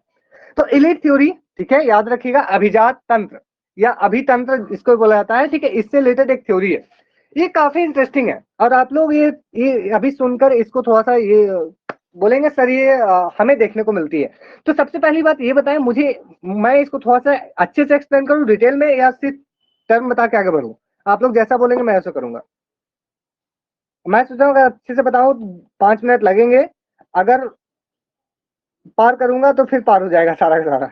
चलिए चलिए, याद रखिएगा। चलिए, okay okay okay okay, thank you so much. चलिए देखिए, कुछ थिंकर आए इस दुनिया में और क्या बोलते हैं कि देखो भाई, इस दुनिया में जो भी डेमोक्रेसी के नाम पे जो भी हो रहा है वो सही नहीं हो रहा है। क्योंकि डेमोक्रेसी में क्या हो रहा है, ठीक है, डेमोक्रेसी में क्या हो रहा है कि रूलिंग बाय द माइनॉरिटी। मतलब आपके जो सरकार में जो लोग हैं वो कुछ लोग हैं, आपकी सरकार में या आप बोल सकते हैं पूरे देश में जो निर्णय लेने वाले जो लोग हैं वो सिर्फ कुछ ही लोग हैं, और शासित होने वाले जो लोग हैं वो पूरे भरे पड़े हैं। मतलब आप लोग खुद कमेंट करके बताइए, क्या भारत में 137 करोड़ जनसंख्या सरकार के निर्णय निर्माण में पूरी तरह से पार्टिसिपेट करती है? यह निर्णय सरकार जो चाहती है वो ले लेती है, जब मन तब उसका बैंक बंद करना होगा, प्राइवेटाइजेशन करना हो, जो करना हो वो लोग खुद के रात भर में कर देते हैं, तो रात भर में डिमोनेटाइजेशन हो गया, जो हो गया समथिंग लाइक दैट। ठीक है, याद रखिएगा। तो इस तरह से इसी बात को आर्ग्यू करते हुए कुछ थिंकर आए जिनको कहा जाता है एलीट थ्योरिस्ट। वो लोग बोलते हैं कि एक्चुअली जो शासन होता है वो रूल बाय माइनॉरिटी होता है, एक्चुअली रूल बाय माइनॉरिटी होता है। ठीक है, रूल बाय माइनॉरिटी। इसमें कुछ थिंकर से याद रखिएगा, जैसे कि आपके पैरेटो ने सबसे पहले इसकी आइडियाज को आगे बढ़ाया, पैरेटो, मॉस्का, मिल और रॉबर्ट माइकल्स। इसके बाद जेम्स बर्नहम को भी देखने को मिलता है। ठीक है, तो सबसे पहले बात कर लेते हैं हम लोग पैरेटो की। पैरेटो कहाँ है? हाँ, यहाँ पे है। सबसे पहले पैरेटो, विल्फ्रेड पेरेटो, ये आपके इटली के थे और इन्होंने एक काफी इंपॉर्टेंट बुक लिखी, माइंड एंड सोसाइटी। याद रखिएगा, इन्होंने ये कहा कि हमें सर्कुलेशन ऑफ एलिट देखने को मिलती है। मतलब हमारे सरकार में दो तरह के एलिट होते हैं, एक होते हैं जो सरकार में है, और दूसरे ऐसे हैं जो सरकार में आने की कोशिश करते हैं, और उनके बीच में क्या होता है, हमेशा सर्कुलेशन चलते रहता है, एंड बाकी जो देश के लोग हैं वो उसमें पार्टिसिपेट नहीं करते हैं। ठीक है, तो ये इंपॉर्टेंट बुक है माइंड एंड सोसाइटी। इन्होंने एक कॉन्सेप्ट दिया था सर्कुलेशन ऑफ एलिट, इसको याद रखिएगा, ये एग्जाम में एक दो बार नहीं कई बार पूछा जा चुका है, कई बार। ठीक है, मानसिक गवर्निंग, बिल्कुल बिल्कुल बिल्कुल बिल्कुल बिल्कुल स्वैग, आप भी सही बोल रहे हैं। ठीक है, अब देखिए क्या है, बिल्कुल याद दिलवाने के लिए थैंक यू। चलिए, स्वैग बोल रहे हैं iron lion and fox theory. देखिए, लायन एंड फॉक्स थ्योरी अगर आप पढ़ेंगे तो ये पार्टिकुलरली आपके मैकियावेली ने सबसे पहले यूज किया। ठीक है, वो बोलते हैं जो राजा होते हैं उनको शेर की भांति साहसी होना चाहिए, तेज होना चाहिए, और लोमड़ी की भांति चालाक होना चाहिए। ठीक है, बिल्कुल। अब इसी बात को ये बोलते हैं, पैरेटो बोलते हैं कि जो गवर्निंग क्लास है वो कैसा होता है, वो लायन का जैसा होता है, और जो नॉन गवर्निंग क्लास है वो कैसा होता है, वो फॉक्स की होता है। वो साम दाम दंड भेद यूज करते रहता है ताकि वो रिप्लेस कर सके, ताकि वो लोमड़ी की भांति चालाक हो, और जो गवर्निंग एलिट है उसको रिप्लेस करके सर्कुलेशन ऑफ एलिट हो सके। ठीक है, तो अभी बताइए क्या यहाँ तक क्लियर है, क्या आप समझ पाए सर्कुलेशन ऑफ एलिट क्या है, लायन एंड फॉक्स को कैसे पैरेटो ने यूज किया, क्या ये क्लियर है? यस, बहुत अच्छा, वेरी गुड वेरी गुड। चलिए, अब हम लोग बात करते हैं थोड़ा सा किसकी बात करें, चलिए ओके, मॉस्का की बात कर लेते हैं। चलिए, मॉस्का ने काफी इंपॉर्टेंट बुक लिखी, मॉस्का ने काफी इंपॉर्टेंट बुक लिखी, द रूलिंग क्लास। ठीक है, और इन्होंने द रूलिंग क्लास में भी इन्होंने सेम टाइप की बात की, थोड़ा सा सर्कुलेशन ऑफ एलिट से भी हम लोग मॉस्का को देखते हैं, बट अगर एग्जाम में आए सर्कुलेशन ऑफ एलिट तो उसका याद रखिएगा विल्फ्रेड पेरेटो होगा। नेक्स्ट, इसके बाद आता है आपका रॉबर्ट माइकल्स। इन्होंने एक काफी इंपॉर्टेंट बुक लिखी, पॉलिटिकल पार्टीज। ठीक है, पॉलिटिकल पार्टीज का एक लंबा सा नाम है। ठीक है, मैं पूरा रिकॉल नहीं कर पा रहा हूँ इसका। ठीक है, ये सोशियोलॉजिकल टेंडेंसी एंड ओलिगार्कियल ऐसा कुछ करके है। ठीक है, याद रखिएगा, 1911 में ये बुक आई थी, बिल्कुल। और इन्होंने कॉन्सेप्ट दिया iron law of oligarchy, iron law of oligarchy. इस बुक में उन्होंने क्या कहा, देखो, जितने भी सरकार होती है, जितने भी ऑर्गेनाइजेशंस होते हैं, जितने भी संस्था होती है, उसमें जो डिसीजन मेकिंग किया जाता है वो पूरे ऑर्गेनाइजेशन के लोगों के द्वारा भी नहीं किया जाता है। वो सिर्फ क्या किया जाता है, जैसे एक ट्रायंगल के टॉप मोस्ट में जो व्यक्ति बैठे हुए हैं, जैसे मान लेते हैं आज की सरकार में जो कैबिनेट है, या तो जो मोदी जी हैं, अमित शाह है, वो जो बोलेंगे वही डिसीजन लिया जाएगा। तो ये क्या है, एक आयरन का जैसा है जिसको लोग पिघला नहीं सकते हैं। दूसरा एग्जाम्पल अगर दूसरा एग्जाम्पल ले, ओके, नोमन नोमन मैं बता रहा हूं। ठीक है, देखिए, इसके बाद क्या है, आपके रॉबर्ट माइकल से ये कहते हैं कि किसी भी ऑर्गेनाइजेशन में कुछ बॉडी, कुछ पार्ट्स ऐसे होते हैं जो कभी पिघलते नहीं है, मतलब वो पूरे रिजिड होते हैं, वो जो बोलेंगे वही निर्णय ली जाती है। तो इसको उन्होंने आयरन लॉ कहा, वो आयरन के समान हार्ड होते हैं। ठीक है, तो रॉबर्ट माइकल्स ने आयरन लॉ ऑफ ओलिगार्की का कॉन्सेप्ट दिया। इसके बाद पावर एलिट एक मिनट, इसके बाद पावर एलिट नाम का एक बुक लिखते हैं। ठीक है, आपके सी राइट मिल्स। इन्होंने अमेरिका की पूरी सिस्टम की एनालिसिस की, और उन्होंने ये कहा कि अमेरिका में एक्चुअली जो पावर लाई करता है वो तीन क्लास में लाई करता है, एक पॉलिटिशियन के पास, दूसरा इंडस्ट्रियलिस्ट के पास जो कॉर्पोरेट सेक्टर है, और तीसरा जो है वो जो है मिलिट्री के पास। ठीक है, तो ये इंपॉर्टेंट बात जो है वो आपके सी राइट मिल्स कहते हैं। ठीक है, याद रखिएगा। और एक जो है आपके economic interpretation of elite theory, ये बर्नहम देते हैं। ठीक है, बर्नहम जो है वो इकोनॉमिक इंटरप्रिटेशन, मतलब मार्क्सिस्ट नजरिए से इन्होंने एलिट थ्योरी को देने की कोशिश की। ठीक है, चलिए, नॉमन पूछ रहे थे सर क्या डिफरेंस है। देखिए, डिफरेंस खास करके बस इतना सा है, ठीक है, कि पैरेटो जो है, ठीक है, उन्होंने सर्कुलेशन ऑफ एलिट की बात करते हैं। ठीक है, और वही जो आपके मॉस्का जो है वो रूलिंग क्लास नाम की एक बुक लिखते हैं, और इनके थोड़े से आइडिया डिफरेंट है। ठीक है, मैं पूरा रिकॉल नहीं कर पा रहा हूँ राइट नाउ। ठीक है, बट इतना याद रखिए कि आपसे एग्जाम में पूछा जाएगा तो द रूलिंग क्लास एक बुक आएगा। ठीक है, एंड सेकंड जो आएगा वो आएगा माइंड एंड सोसाइटी बुक आ सकता है, नहीं तो फिर ये आइडिया आ सकता है सर्कुलेशन ऑफ एलिट का आइडिया कौन दिए हैं। ठीक है, इज इट क्लियर नाउ? क्या सब कुछ क्लियर है यहाँ तक? समझ में आया? मैक्स वेबर, बिल्कुल। क्या समझ में आया? समझ में आया? बाकी लोग जल्दी से बताएं। चलिए, बहुत अच्छा बहुत अच्छा बहुत अच्छा बहुत अच्छा, समझ में आया, समझ में आया, बहुत अच्छा, very good very good very good. तो ये कॉन्सेप्ट आपसे एग्जाम में दो क्वेश्चन याद रखिएगा, इसमें से कुछ इंपॉर्टेंट चीजें मैं फिर से रिपीट कर दे रहा हूँ। सर्कुलेशन ऑफ फ्लूइड एक दो बार नहीं, बार बार पूछा जाता है। पावर रिलेट भी पूछा जाता है, और आयरन लॉ ऑफ ओलिगार्की भी पूछा जाता है। ये तीन ऐसी चीजें जो पूछी ही जाएंगी, याद रखिएगा। ओके, पॉलिटिकल पार्टी जस्ट एक बुक सेम और एक थिंकर की है। किन की बुक है जल्दी से बताएं। पॉलिटिकल पार्टी एक और इंपॉर्टेंट थिंकर के नाम है, स्कॉलर के नाम, बुक के नाम है। कौन है वो, जल्दी से बताएं। सुम्पीटर की नहीं है, सुम्पीटर ने तो कैपिटलिज्म, सोशलिज्म एंड डेमोक्रेसी, डुवर्जर, डुवर्जर, और कोई, बिल्कुल डुवर्जर की बुक है, याद रखिएगा डुवर्जर की है। चलिए आगे बढ़ते हैं। इसके बाद आते हैं रॉल्स साहब, जॉन रॉल्स, जिनको रिसर्जेंस ऑफ पॉलिटिकल थ्योरी के रूप में देखा जाता है, जिनको मॉडर्न टाइम में या कंटेम्परेरी टाइम में सोशल कॉन्ट्रैक्ट थ्योरी को यूज करने के लिए जाना जाता है। दिस क्वेश्चन में भी आस्क्ड इन योर एग्जाम कि आधुनिक कौन से एक ऐसे थिंकर है जिन्होंने हॉब्स, लॉक, रूसो के बाद क्या यूज किया, सोशल कॉन्ट्रैक्ट थ्योरी को यूज किया। तो ये आपके जॉन रॉल्स करते हैं, ठीक है, एक फेयर प्रोसीजर को अपनाने के लिए। इनके थ्योरी ऑफ जस्टिस को हम लोग प्रोसीजरल थ्योरी और डिस्ट्रीब्यूटिव जस्टिस भी कहते हैं, याद रखिएगा।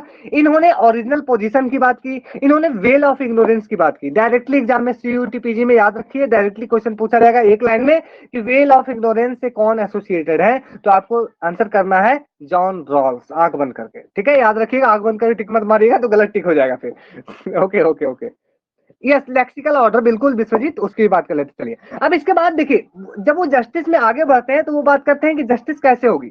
तो जस्टिस में सबसे पहले, चूंकि वो, इनको देखिए एक चीज और याद रखिएगा, जॉन रॉल्स को लिबरल सोशल थिंकर माना जाता है, याद रखिएगा। जॉन रॉल्स को जॉन रॉल्स को लिबरल सोशल थिंकर माना जाता है, इसलिए इन्होंने लिबर्टी की बात की, इक्वालिटी की बात की, एंड सोशल जस्टिस के लिए इन्होंने डिफरेंस डिफरेंस प्रिंसिपल की भी बात की, याद रखिएगा। लेक्सिकल ऑर्डर में इन्होंने तीन चीज की बात की, सबसे पहले लिबर्टी सबको दिया जाएगा, इसके बाद इक्वालिटी को ध्यान में रखा जाएगा, और इसके बाद जो पूरे समाज में सबसे पिछड़े हुए लोग हैं उनके लिए स्पेशल ट्रीट की, उनको स्पेशली ट्रीट किया जाएगा, एवं जो कैपिटलिज्म क्लास है, जो डेवलप्ड क्लास है, उससे उनकी कुछ टैक्स लेकर और उनकी हेल्प की जाएगी, जिसको उन्होंने डिफरेंशिएटेड प्रिंसिपल में बात की, ठीक है, याद रखिएगा। बिल्कुल ही इन्होंने क्रिटिसाइज किया था बेंथम को इन्होंने क्रिटिसाइज किया था। श्रद्धा, ये तो मैं सबसे पहले लाइन बोला था, रिसर्जेंस से इनका एसोसिएशन है, बिल्कुल रिसर्जेंस। देखिए एक चीज याद रखिए, जितने भी कॉन्टेम्पररी थिंकर हैं, ठीक है, जितने के रॉल्स हैं, आपके माइकल ऑक्सफोर्ड हैं, आपके हैना अरेंट हैं, ठीक है, ये सारे के सारे वोगेलिन है, ये सारे के सारे आपके रिसर्जेंस से आएंगे, याद रखिएगा, ठीक है। चलिए, बिल्कुल बिल्कुल, थैंक यू। चलिए, अब इन्होंने कुछ इंपॉर्टेंट किताब लिखी है, इन्होंने कुछ इंपॉर्टेंट किताब लिखे। चलिए किताब की बात कर लेते हैं, ये सब एग्जाम में नहीं पूछा जाएगा, जल्दी से बता दें। किताब, इंपॉर्टेंट किताब, रिसर्जेंस का मतलब बता दीजिए। मैंने कई बार क्लास में बताया है, like decline of political theory is dead. Robert David stern and कॉबन ने क्या कहा कि भाई ये जो पॉलिटिकल थ्योरी है, आज इसका कोई मोल वैल्यू नहीं है, ये पूरा का पूरा बेकार पड़ चुका है, इसकी बोल सकते हैं पतन हो रही है, ठीक है। तो ये बात आपके कौन करते हैं, अल्फ्रेड कॉबन करते हैं, रॉबर्ट और स्टर्न करते हैं। इसके बाद पीटर लास्लेट एंड रॉबर्ट डहल ने क्या कहा, उन्होंने कहा भाई जो पॉलिटिकल थ्योरी है वो पूरा तरह से मर चुका है, हम लोग पॉलिटिकल थ्योरी को कुछ भी नहीं कर सकते, ठीक है। तो ये बातों कौन ऐसे थिंकर बाद में आए जिन्होंने निकलकर सामने आया और ये कहा कि नहीं, पॉलिटिकल थ्योरी ना तो मरा है, ना तो ये खत्म हुआ है, ना तो इसकी डिक्लाइन हो रही है, बल्कि इसकी अपनी कुछ वैल्यू है। तो ये कौन कहते हैं, सबसे पहले हमें देखने को मिलता है कि जॉन रॉल्स इससे एसोसिएटेड है। चलिए, मैं पूछ रहा था क्वेश्चन पूछ रहा था आपसे। चलिए, theory of justice, political liberalism, justice as fairness, a restatement, बिल्कुल। स्फेयर्स ऑफ जस्टिस इनकी नहीं है Vishwajeet. Law of the people, बिल्कुल लॉ ऑफ द पीपल है, लॉ ऑफ पीपल नहीं है Fatima, law of the people है, ठीक है, याद रखिएगा, याद रखिएगा। चलिए, the law of people, okay, the law of the people, okay okay, देख लीजिएगा बस, ठीक। चलिए, तो क्या यहाँ तक सब कुछ क्लियर है, is it clear till now, Rawls को समझ पाए, इतना ही रॉल्स से क्वेश्चन आएगा, इससे ज्यादा क्वेश्चन नहीं आएगा। और बाकी अगर डिटेल से पढ़ना चाहेंगे तो रॉल्स एक क्लास में खत्म नहीं होगा। रॉल्स इतने बड़े थिंकर, चार चार पांच पांच बुक लिखे हैं, ठीक है, we can't finish in him in simply 5 minute, ठीक है। चलिए, तो आगे बढ़ा जाए। मुझे लगता है आप लोग बोर हो रहे हो, क्या आप लोग बोर भी हो रहे हो, are you feeling bore. Original position की तो बात की थी ट्रैक, बिल्कुल। कौन कौन लोग बोर हो रहे, सिंपली एकदम ईमानदारी से बताएं। नसरीन पूछ रहे हैं वेल ऑफ इग्नोरेंस की आइडिया में किसकी बात की थी? चलिए थोड़ा सा बता देते हैं नसरीन, मैं बता देता हूँ, ठीक है। देखिए, रॉस ने वेल ऑफ इग्नोरेंस की बात की। इसको अगर हिंदी में आप पढ़ेंगे तो हिंदी में इसका आता है अज्ञानता का पर्दा, ठीक है, अज्ञानता का पर्दा, ठीक है। ओके, ये आया था एग्जाम में, चलिए बहुत अच्छा। नो, लेक्सिकल ऑर्डर फिर से बता दीजिए। चलिए ओके ओके, देखिए मैं दोनों चीज बताता हूँ। वेल ऑफ इग्नोरेंस का मतलब सिंपली ये है कि जो आपके जॉनरल्स हैं वो ये बोलते हैं कि अगर हम सोशल कॉन्ट्रैक्ट कर रहे हैं तो ऐसा तो नहीं है कि हॉब्स के जैसे एक यूटोपियन आइडिया का एक इंटरप्रिटेशन किया कि एक नेचुरल स्टेट होगा जहां पे लोग एक दूसरे से लड़ रहे होंगे, एक दूसरे को मार रहे होंगे, ब्रूटी नेस्टिस लाइक दैट होंगे। तो उसी तरह से जॉन रॉल्स ने ये कहा कि एक ऐसा ओरिजिनल पोजीशन होगा जिसमें लोग जो होंगे वो अज्ञानता के पर्दे के पीछे होंगे, वो उनको कुछ नहीं पता होगा, उनको ये अच्छाई बुराई कुछ नहीं पता होगा, ठीक है। उनको अमीर गरीब जाति पाति रंग भेद और ये सब कुछ भी चीज का नहीं पता होगा, ठीक है। सिर्फ उनको क्या होगा, elementary knowledge of psychology and economics इसका सिर्फ पता होगा, ठीक है। याद रखिएगा, ये उन्होंने बेल ऑफ इग्नोरेंस पे कहा। लेक्सिकल प्रायोरिटी की जो बात है, लेकिन लेक्सिकल ऑर्डर की जो बात है, उसमें उन्होंने ये कहा कि जब आप थ्योरी ऑफ जस्टिस दोगे, जब आप जस्टिस में आगे बढ़ोगे, जब आप प्रोसीजरल थ्योरी में आगे जस्टिस में बढ़ोगे, जब आप प्रक्रियात्मक जस्टिस न्याय को लेकर आगे बढ़ोगे, तो सबसे पहले आपको क्या करना पड़ेगा, सबकी लिबर्टी को ध्यान में रखना पड़ेगा, ठीक है। याद रखिएगा, सबकी लिबर्टी को ध्यान में रखना पड़ेगा। चलो सबको लिबर्टी मिल गया, इसके बाद इक्वालिटी का भी ध्यान रखना पड़ेगा, ठीक है। और जब लिबर्टी इक्वालिटी भी आ जाएगा, इसके बाद हमें ध्यान रखना पड़ेगा कि हमें कौन से अभी भी सोसाइटी में ऐसे लोग हैं जो वंचित रह गए हैं, जो पीछे रह गए हैं, अब उनके लिए हमें अप्लाई करना पड़ेगा डिफरेंस प्रिंसिपल। मतलब एक उनके अलग से डिफरेंशिएटेड ट्रीटमेंट किया जाएगा, मतलब एक अलग से उनको ट्रीटमेंट दिया जाएगा ताकि वो लोग अपनी पोजीशन, अपनी सोशल स्टेटस ठीक कर सकें। क्या यहाँ तक सब कुछ क्लियर है? समझ पाए क्या है लेक्सिकल ऑर्डर? इसी टाइप की चीजें हैं, ठीक है, इसी टाइप की चीजें हैं, बट दे आर रेशनल। बिल्कुल हाँ, श्रद्धा वो लोग तो वो तो रेशनल होंगे, ठीक है, क्योंकि सोशल कॉन्ट्रैक्ट जो है वो रेशनल टाइम में ही होगा, बिल्कुल। चलिए तो आगे बढ़ते हैं, ठीक है, आगे बढ़ते हैं, आगे बढ़ते हैं। चलिए अब आते हैं आपके हना अरेंट, लिबर्टी इसके, चलिए बिल्कुल आपने सही लिखा राहुल, चलिए आगे बढ़ते हैं। अब आपके आते हैं हना अरेंट, काफी इंटरेस्टिंग, काफी वर्सटाइल। सबसे पहले ये बताइए कि आप लोगों ने किन किन लोगों ने इनको पढ़ा है? क्या हना अरेंट के बारे में कभी आप लोगों ने पढ़ा है अच्छे से? आई एम टॉकिंग अबाउट अच्छे से। श्रद्धा ने पढ़ा है, बहुत अच्छा। स्वैग नहीं पढ़ा है, राहुल नहीं पढ़ा है, दीक्षा नहीं पढ़ा है, विश्वजीत नहीं पढ़ा है, मानसी नहीं पढ़ा है। बहुत अच्छा है इनका व्यू, बिल्कुल श्रद्धा, इनके फैन हो जाएंगे आप। I have seen in YouTube, बहुत अच्छा बहुत अच्छा बहुत अच्छा, लाइक बायोपिक, बहुत अच्छा, वेरी गुड। देखिए अगर जो लोगों ने इनको नहीं पढ़ा है तो मैं उनको सजेस्ट करूंगा कि आप पर्सनली भी हैना अरेंट को एक, मैं भी पढ़ा है, बहुत अच्छा विश्वजीत, रिपब्लिकन थिंकर भी है, चलिए ठीक है। तो हैना अरेंट को आप लोग एक बार जरूर पढ़ें, क्योंकि इनको यूपीएससी में भी रखा गया। अगर आप यूपीएससी के सिलेबस को देखेंगे तो एकमात्र लेडी है जिनको वहां पे हमें देखने को मिलता है, ठीक है। तो हैना अरेंट, ठीक है, याद रखिएगा, एक काफी वर्सटाइल विचारक, विचारिका बोल सकते हैं, ठीक है। इन्होंने क्या किया, अगर इनके बारे में थोड़ा सा डिटेल से बात करें, जल्दी से हम कोशिश करेंगे कि विद इन 1 to 2 मिनट इनको फिनिश करें, क्योंकि आगे भी बहुत सारी चीजें हैं। मुझे इनके थॉट्स और टीएच ग्रीन के थॉट्स बहुत सू लगते हैं। सू लगते हैं मतलब राहुल? सही, अच्छा अच्छा अच्छा अच्छा अच्छा, चलिए this is okay okay okay okay okay. चलिए तो याद रखिएगा, सही लगते हैं बिल्कुल। टीएच ग्रीन ने भी काफी अच्छा बात किया है, ठीक है, बहुत अच्छा। देखिए टाइपिंग थोड़ा ध्यान से किया कीजिए, ठीक है। चलिए अब है, देखिए हैना अरेंट जो है काफी वर्सटाइल थिंकर है। अगर ये कभी भी क्वेश्चन आए, कभी भी आपसे एग्जाम में ये क्वेश्चन आए कि हैना अरेंट को किस आइडियोलॉजी से हम लोग देख सकते हैं, इन्होंने कौन सी आइडियोलॉजी को अडॉप्ट किया, क्या उन्होंने लाइक दैट लिबरलिज्म, मार्क्सिज्म, कौन सी आइडिया, तो हमें देखने को मिलता है कि इन्होंने किसी भी आइडियोलॉजी के साथ अपने आप को एसोसिएट नहीं किया। लेकिन हाँ, अगर ये आता है कि कौन सी आइडिया ऑफ सिटीजनशिप, अगर आता है सिटीजनशिप, सर थोड़ा डिटेल में बता दीजिए, मैंने भी नहीं पढ़ा, किसी ने भी नहीं किया, क्या नहीं किया दीक्षा? चलिए तो देखिए हना अरेंट को अगर आया है ये किस आइडियोलॉजी से बिलोंग करती है, तो इनकी कोई खास करके कोई खास आइडियोलॉजी नहीं है। लेकिन अगर आए कि कम्युनिटेरियन थ्योरी ऑफ सिटीजनशिप की आइडिया से कौन एसोसिएटेड है, यानी कि कम्युनिटेरियन सिटीजनशिप की आइडिया किनसे एसोसिएटेड है, तो याद रखिएगा वो है आपकी बिल्कुल बिल्कुल, हैना अरेंट, ठीक है। तो सिटीजनशिप की आइडिया में हमें देखने को मिलता है कि हैना अरेंट थोड़ी सी उसके कम्युनिटेरियन व्यू में देखने को मिलती है, बट इनकी कोई भी इनके आइडियोलॉजी किसी भी आइडियोलॉजी के साथ मिक्स नहीं करती है। इनकी खुद में एक अलग सी आइडेंटिटी है, एक अलग सी आइडियोलॉजी है, ठीक है, याद रखिएगा। ठीक है, बिल्कुल। अब देखिए हैना अरेंट की थोड़ी सी बात करें तो ये काफी दिलचस्प इसलिए हो जाती है क्योंकि इनका जो जन्म है, इनका जो टाइम है, वो जर्मनी में तो शुरू हुआ, लेकिन इसके बाद ये पहुंच जाते हैं अमेरिका। अब आप लोग बोलेंगे सर ये जर्मनी में थी तो अमेरिका क्यों पहुंच गए? ठीक है, वो तो फाइनलिटी ऑफ इविल बाद में है, मैं बताऊंगा, प्लीज वेट कर लीजिए थोड़ा सा, सुन लीजिए, ठीक है, बातों को सुन लीजिए, क्योंकि सुनेंगे तो आपके दिमाग में रहेगी। एक्चुअली क्या था कि जो एडोल्फ हिटलर थे, ठीक है, वो जब नाजी जर्मनी का वहां पे स्टार्ट हुआ तो ये हैना अरेंट थी, वो एक खुद ही एक ज्यू थी, ठीक है, ये एक यहूदी थी, यह खुद ही एक यहूदी थी, ठीक है, याद रखिएगा। और इसलिए क्या हुआ कि इन्होंने नाजी जर्मनी का हिटलर का विरोध करना शुरू किया।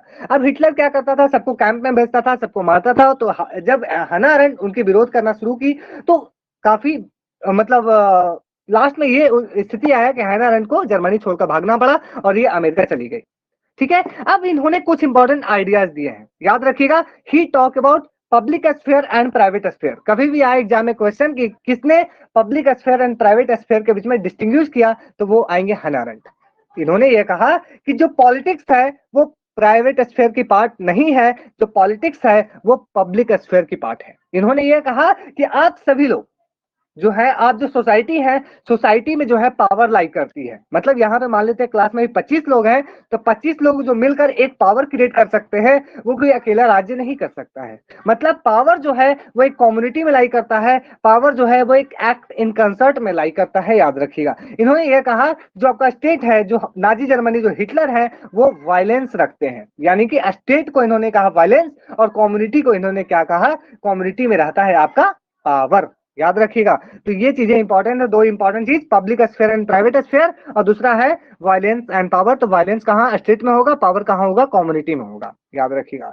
इनके कुछ इंपॉर्टेंट किताब, ऑन वायलेंस, ऑन हैप्पीनेस, याद रखिएगा। एक किताब है इनकी ऑन वायलेंस, दूसरी किताब है ऑन हैप्पीनेस, तीसरी किताब है इनकी द ओरिजिन ऑफ टोटलिटेरियनिज्म, चौथी किताब है द ऑन ह्यूमन कंडीशन, पांचवी किताब आप लोगों ने कमेंट में किया था वैनिटी ऑफ इविल, ये है एक, ठीक है, phenomenological aspects used in her idea, बिल्कुल फेनोमेनोलॉजिकल है, ठीक है, ठीक है, याद रखिए, काफी सारी चीजें हैं। तो खास करके आपके एग्जाम में जो क्वेश्चंस आएंगे वो इतने से ही आएंगे, याद रखिएगा, इतने से ही the promise of politics latest. चलिए, तो जो क्वेश्चन आएंगे वो इतने ही आएंगे, याद रखिए, इससे बहुत ज्यादा क्वेश्चन नहीं आएगा। एक इंपॉर्टेंट चीज याद रखिए, ऑन हाँ, एक और इंपॉर्टेंट किताब मुझे माइंड में आया अभी, ठीक है, द लाइफ ऑफ माइंड, याद रखिएगा। द लाइफ ऑफ माइंड इनकी काफी इंपॉर्टेंट किताब है, लिख लीजिए कॉपी में, द लाइफ ऑफ माइंड, ठीक है, याद रखिएगा, याद रखिएगा, याद रखिएगा। इसके बाद आप लोग ये बताइए, ऑन ह्यूमन कंडक्ट किसकी किताब है, और who wrote on human conduct, who wrote on human conduct?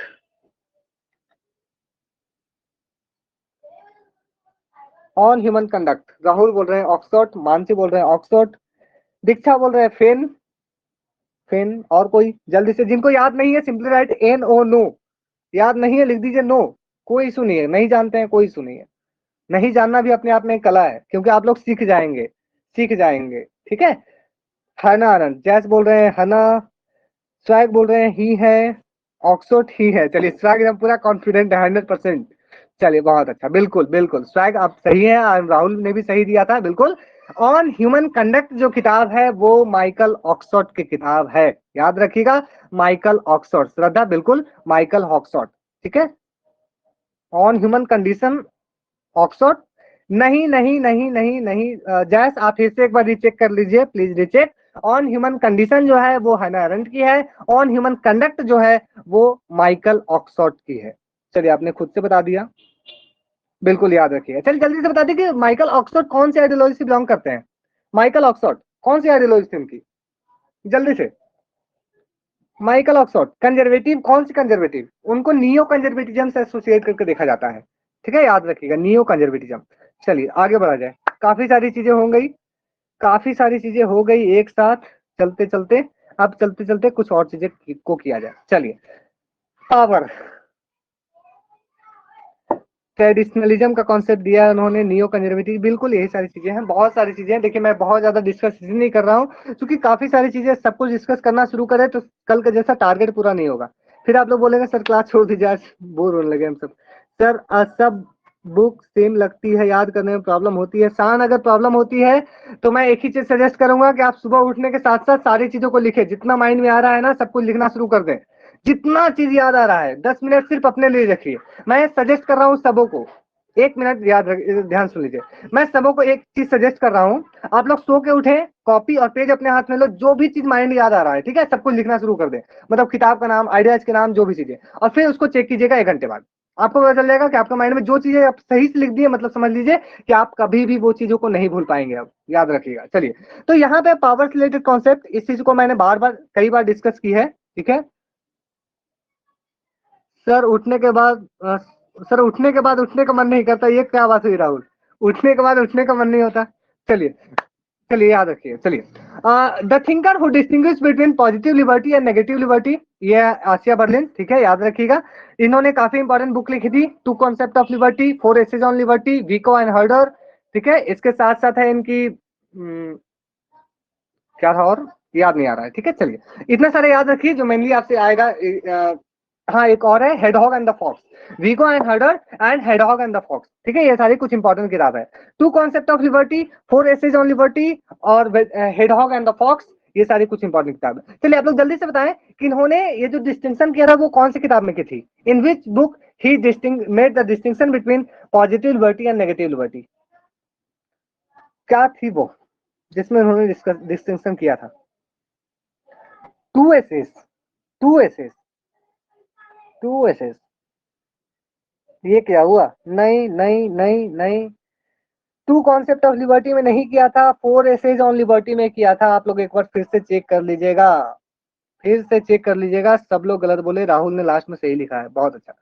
4 essays on liberty में इन्होंने पॉजिटिव लिबर्टी और नेगेटिव लिबर्टी के बीच में डिस्टिंक्शन किया था। इसको भूलिएगा मत, एग्जाम में आता है, आएगा, याद रखिएगा। चलिए, बिल्कुल बिल्कुल बिल्कुल, इसमें कंफ्यूज नहीं होना है। देखिए जो भी चीजें, देखिए जो भी चीजें इंपॉर्टेंट है, मैं जैसे ही नाम आता है मैं उसको आपके सामने रख देता हूँ ताकि आप लोग कंफ्यूज ना होए, एवं इसके बाद एक बार फिर से वो चीज आपके माइंड में आ जाए, ठीक है। चलिए, power flows from barrel gun, कल ही इसकी बात हुई थी, Mao Zedong.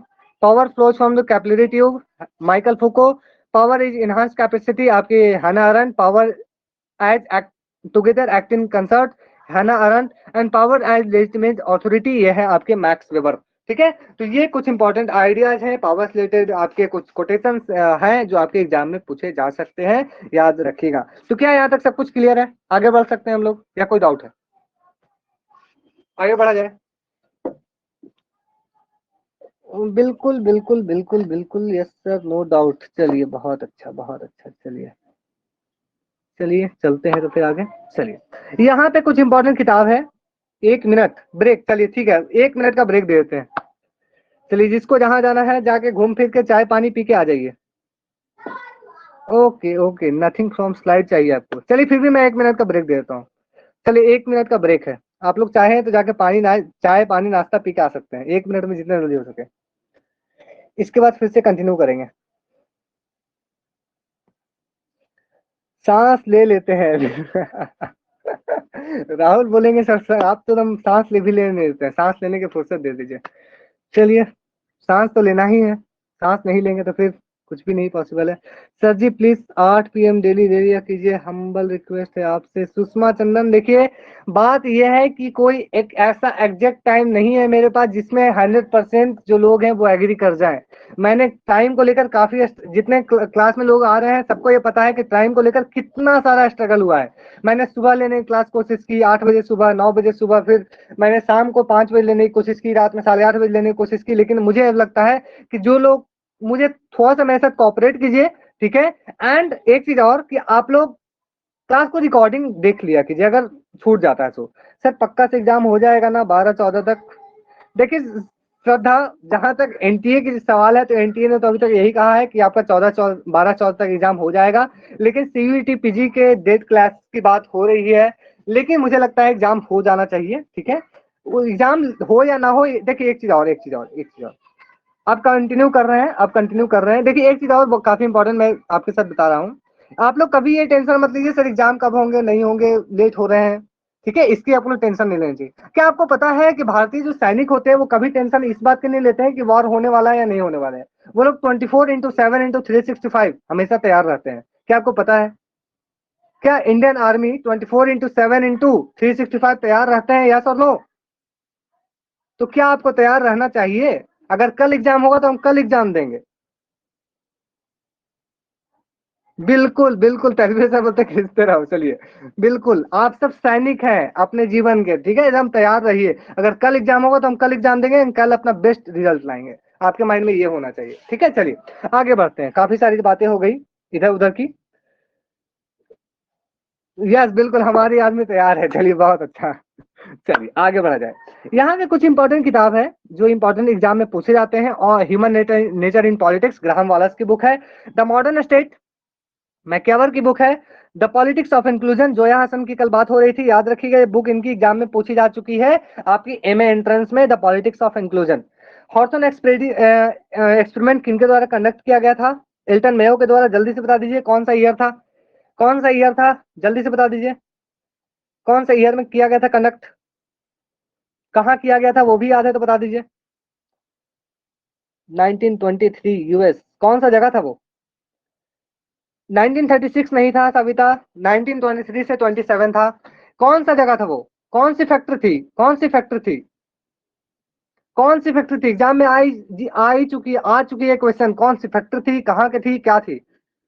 Western electric company Chicago, याद रखिएगा वेस्टर्न इलेक्ट्रिक कंपनी, बिल्कुल 23-27 वेस्टर्न इलेक्ट्रिक कंपनी, याद रखिएगा। और father of human relation approach, ठीक है, याद रखिएगा वेस्टर्न इलेक्ट्रिक कंपनी, सिर्फ इलेक्ट्रिक कंपनी नहीं था, याद रखिएगा वेस्टर्न इलेक्ट्रिक कंपनी, ठीक है। Father of human relation approach जो है वो एल्टन मेयो को कहा जाता है, याद रखिएगा।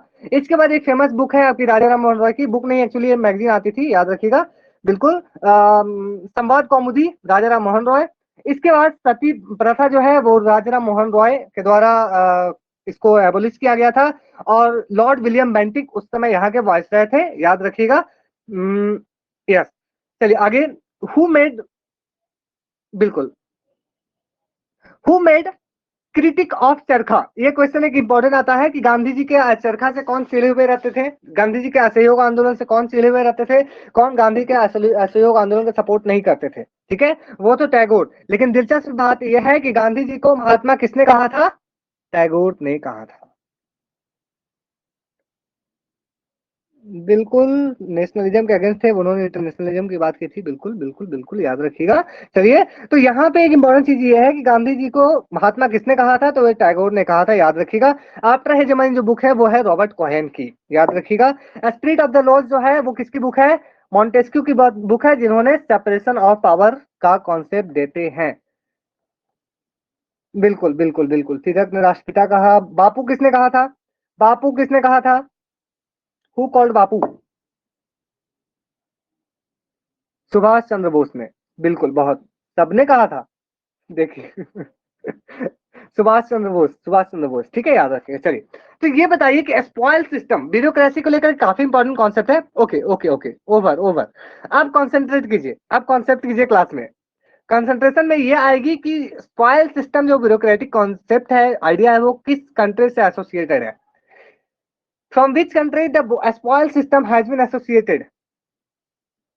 यूएसए, बिल्कुल बिल्कुल, याद रखिएगा इसको, ठीक है। यूएसए से आपकी सेपरेशन ऑफ पावर जो है वो एसोसिएटेड है, और साथ में स्पॉइल सिस्टम एसोसिएटेड है। देखिए स्पॉइल सिस्टम एक्चुअली क्या क्यों कहा जाता है? देखिए यूएसए क्या बोलता है कि हम सबके दादा है, लेकिन एक्चुअली में यूएसए सबका दादा नहीं है, क्योंकि उसकी खुद की जो सिस्टम है वो स्पॉइल है। कैसे स्पॉइल है? जब आप देखे थे कि जब डोनाल्ड ट्रंप बने थे प्रेसिडेंट, तो वो खुद अपने एग्जीक्यूटिव बॉडी में खुद अपने बेटी को रख लिए थे, और भी काफी सारे फैमिलीज को, जाने माने लोग को, आसपास वाले लोग को, ठीक है। तो अभी तक वहां पे ये आता है, अभी तक आपको देखने को मिलेगा कि अमेरिका में जो भी प्रेसिडेंट बनते हैं वो अपने करीबियों को क्या करते हैं? एडमिनिस्ट्रेशन में रख लेते हैं। यही वजह से क्या क्या कहा जाता है, अमेरिका में स्पॉइल सिस्टम जैसे चीजों को कहा जाता है। ओके, चीज मुझे याद आ रही है जो है rule of law. Who gave the concept rule of law? Rule of law किसने दी थी, और कहाँ पे ये फॉलो होती है, कहाँ पे फॉलो होती है? बिल्कुल, dicey dicey dicey Britain and okay. India में क्या प्रोसेस, इंडिया में क्या फॉलो होती है? ड्यू प्रोसेस और law, due process of law या तो फिर procedure established by law. India में कौन सी फॉलो होती है? जल्दी से। Due process of law, established established चलिए, सब लोग बोल रहे हैं इतना लंबा लंबा नाम है, कैसे आप लोग बता रहे हैं?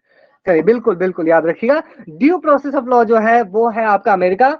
याद रखिएगा, अगर आप लोग कॉपी पेन लेके बैठे ही हैं तो नोट कर लीजिए, due process of law America. And एक और इंपॉर्टेंट चीज जो है क्या था वो, मैं खुद ही भूल गया, लीजिए क्या था, हाँ, प्रोसीजर एस्टेब्लिश्ड बाय लॉ जो था, जो है वो इंडिया में फॉलो की जाती है। ठीक है, याद रखिएगा, प्रोसीजर एस्टेब्लिश्ड बाय लॉ। ठीक है, याद रखिए। चलिए आगे बढ़ते हैं, काफी सारी चीजें थी, याद हो गई, याद रखिएगा। ठीक है, आगे बढ़ते हैं। मैक्स वेबर, मैक्स वेबर काफी इंपॉर्टेंट है एंड ब्यूरोक्रेसी को अगर आप पढ़ रहे हैं और मैक्स वेबर को नहीं पढ़ा तो फिर क्या पढ़ा? ये ऐसा कहा जाता है, मैक्स वेबर को फादर ऑफ ब्यूरोक्रेसी माना जाता है। Do remember it.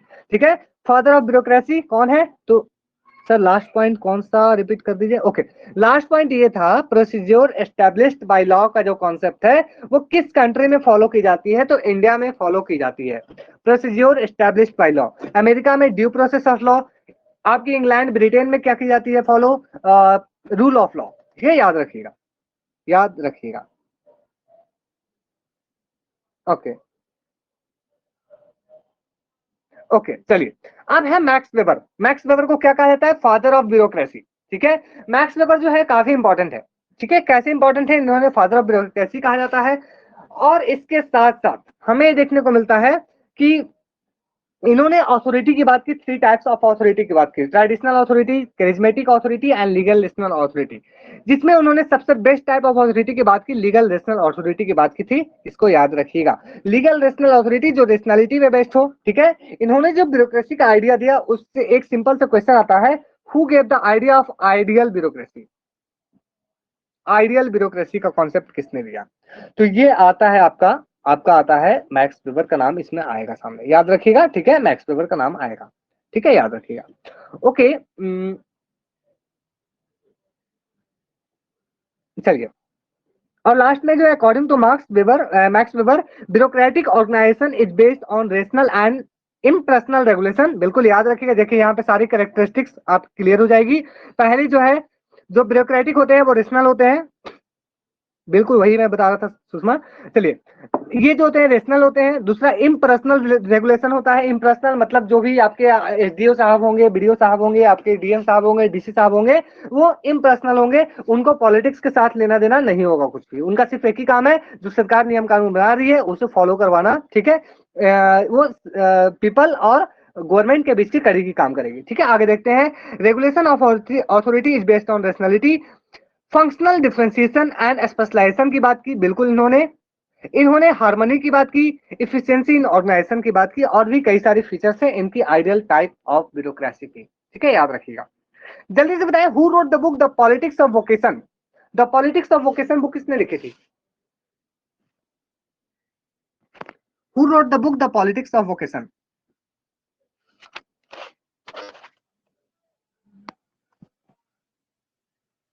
Weber, Weber, Weber. चलिए, और कोई बुक का नाम याद आ रहा है आप लोगों को मैक्स वेबर की?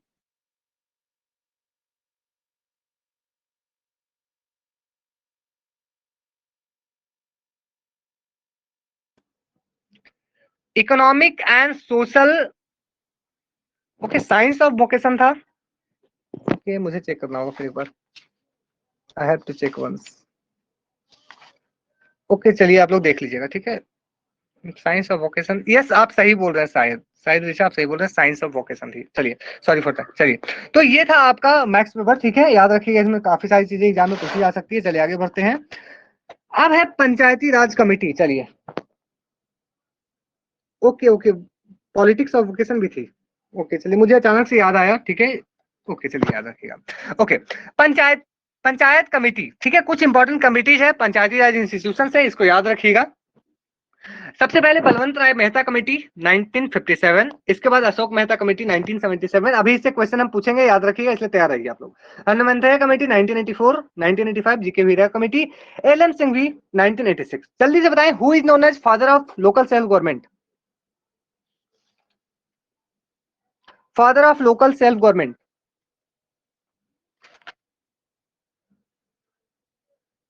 Father of local self government, Lord Ripon, Lord Ripon, very good very good very good, Lord Ripon. चलिए, तो अब ये बताइए कि भारत में पंचायती राज इंस्टीट्यूशन को कॉन्स्टिट्यूशनल स्टेटस कब दिया गया? कॉन्स्टिट्यूशनल स्टेटस कब दिया गया था? कौन सा अमेंडमेंट एक्ट के द्वारा? चलिए, let's see, 73rd, 73rd, 92nd, क्या क्या लिख रहे हैं सब। चलिए, बहुत अच्छा बहुत अच्छा। 73rd amendment, 73rd amendment 1992 and 74th amendment 1992 से आपको दिया गया था म्युनिसिपल को, यानी कि अर्बन लोकल सेल्फ गवर्नमेंट को। बिल्कुल, वेरी गुड। तो सबसे ये पहले बताइए कि सबसे पहले भारत में पंचायती राज इंस्टीट्यूशन किस स्टेट के द्वारा अडॉप्ट किया गया था? कहां पे सबसे पहले, कहां अडॉप्ट किया गया था इसको? कहां पे अडॉप्ट किया गया था सबसे पहले, बताइए किस स्टेट में? राजस्थान के नागौर डिस्ट्रिक्ट में, नागौर डिस्ट्रिक्ट में, very good very good. Rajasthan के नागौर डिस्ट्रिक्ट में इसको अडॉप्ट किया गया था। बहुत अच्छा, वेरी गुड, ठीक है, याद रखिएगा। उसके बाद सेकेंड स्टेट कौन था? वो what was the second state? बिल्कुल, आंध्र प्रदेश। याद रखिएगा, आंध्र प्रदेश जो था वो सेकेंड स्टेट था जिन्होंने पंचायती राज इंस्टीट्यूशन को अडॉप्ट किया था। याद रखिएगा, ठीक है। चलिए, बहुत अच्छा। अब इसके बाद ये आता है कि who gave the idea of 3 tier Panchayati Raj institution? 3 tier Panchayati Raj institution की बात किसने की थी?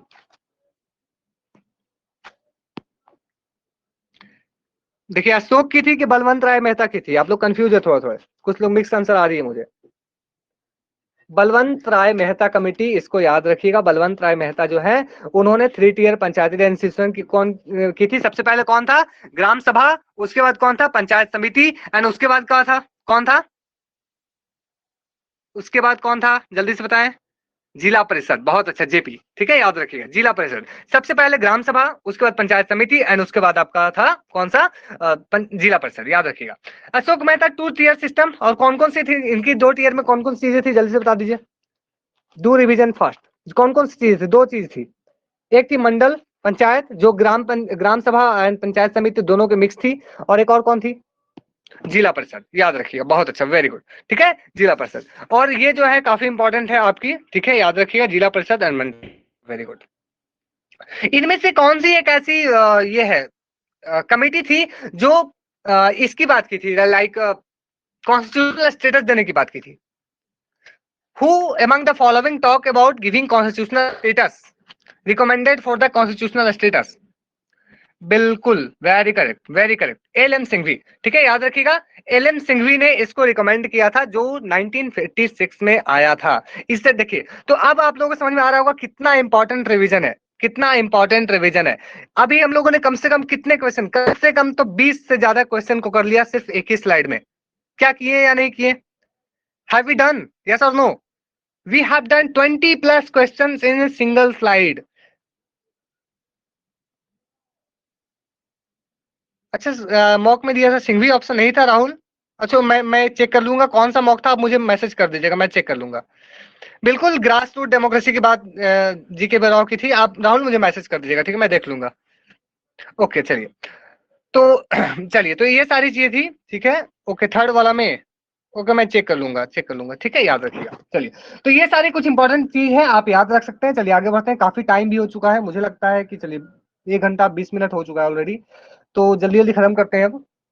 Important committees on central state relationship, ये काफी इंपॉर्टेंट है, and I hope Anu ma'am इसके ऊपर क्लास ले चुकी है।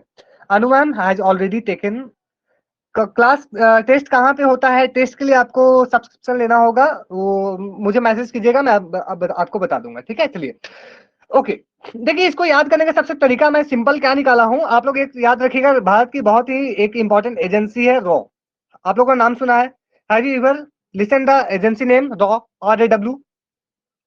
रॉ एजेंसी, इंटेलिजेंस एजेंसी, बिल्कुल। तो सबसे पहले कौन है? आर, उसके बाद कौन है? ए, उसके बाद कौन है? डब्ल्यू। मतलब सबसे पहले कौन आएगा? राजमन्नार। अगर आपकी आती है क्रोनोलॉजिकल ऑर्डर में सजाने की, अगर बात आता है क्रोनोलॉजिकल ऑर्डर में सजाएं, तो सबसे पहले आएगा रॉ, आर से राजमन्नार, उसके बाद आएगा आपका आनंद साहब रेजोल्यूशन, उसके बाद आएगा वेस्ट बंगाल मेमोरेंडम, उसके बाद आपको पता है सरकारिया, एंड रिसेंट आपको पता है पुंछी कमीशन, एंड रिसेंट आपको एक और पता होगा सेकेंड ARC। रॉ के एसपी, एसपी याद नहीं है, मुझे लगता है कि रॉ अगर याद हो गया, क्योंकि लोग मेनली कंफ्यूज होंगे तो ये फर्स्ट सेकंड थर्ड में होंगे, लोग मेनली कंफ्यूज होंगे तो फर्स्ट सेकंड थर्ड में होंगे, क्योंकि सरकरिया अनपुंसी बार बार लोग पढ़ते हैं, ठीक है, याद रखिएगा, इसलिए मैंने रॉ का आइडिया दिया, ठीक है। तो याद रखिएगा, काफी इंपॉर्टेंट है सेंट्रल स्टेट रिलेशनशिप के ऊपर ये सारी चीजें।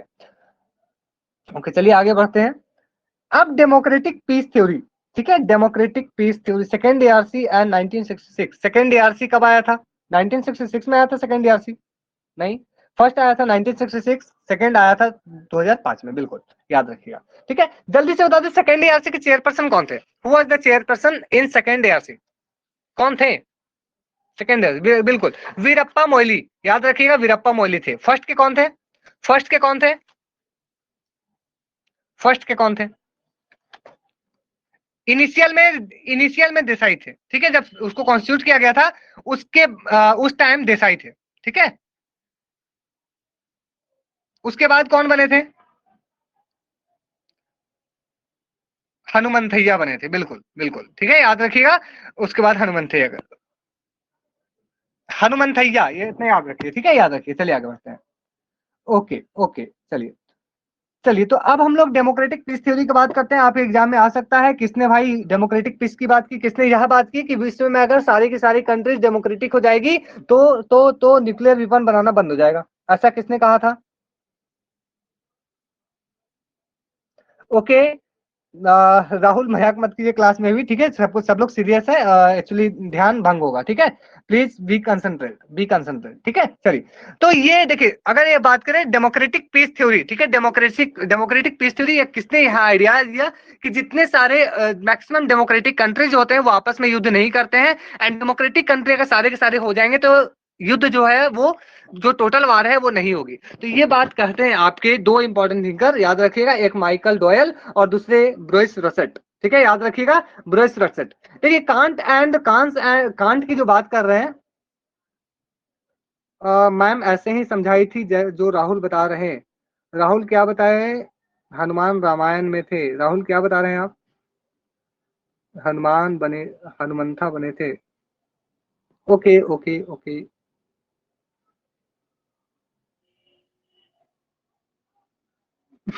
ओके, चलिए चलिए, जो जो भी था एबीसीडी आप लोग याद रखिएगा। चलिए, okay okay okay, ma'am raw बताई थी, चलिए बहुत अच्छा, RAW याद रखिएगा, ठीक है, याद रखिएगा। चलिए, तो अगर जानते हैं आप लोग तो ये बहुत अच्छी चीज है, अगर नहीं जानते हैं तो मैं फिर से आपके माइंड में एक बार डालने की कोशिश किया, ठीक है, कि आप समझ जाए। आई होप काफी सारे लोग इसको, उनके लिए नया होगा एंड वो लोग इस चीज को बेनिफिट उठा पाएंगे। चलिए, तो याद रखिएगा, democratic peace theory, Michael Doyle and Bruce Russett, ठीक है, याद रखिएगा। ओके, एक इंपॉर्टेंट ये कंसेप्ट आता है एग्जाम में कि बैरी बुजान जो है वो किस से एसोसिएटेड है, या जो आपके कोपेनहेगन स्कूल ऑफ थॉट है वो किससे एसोसिएटेड है, याद रखिएगा।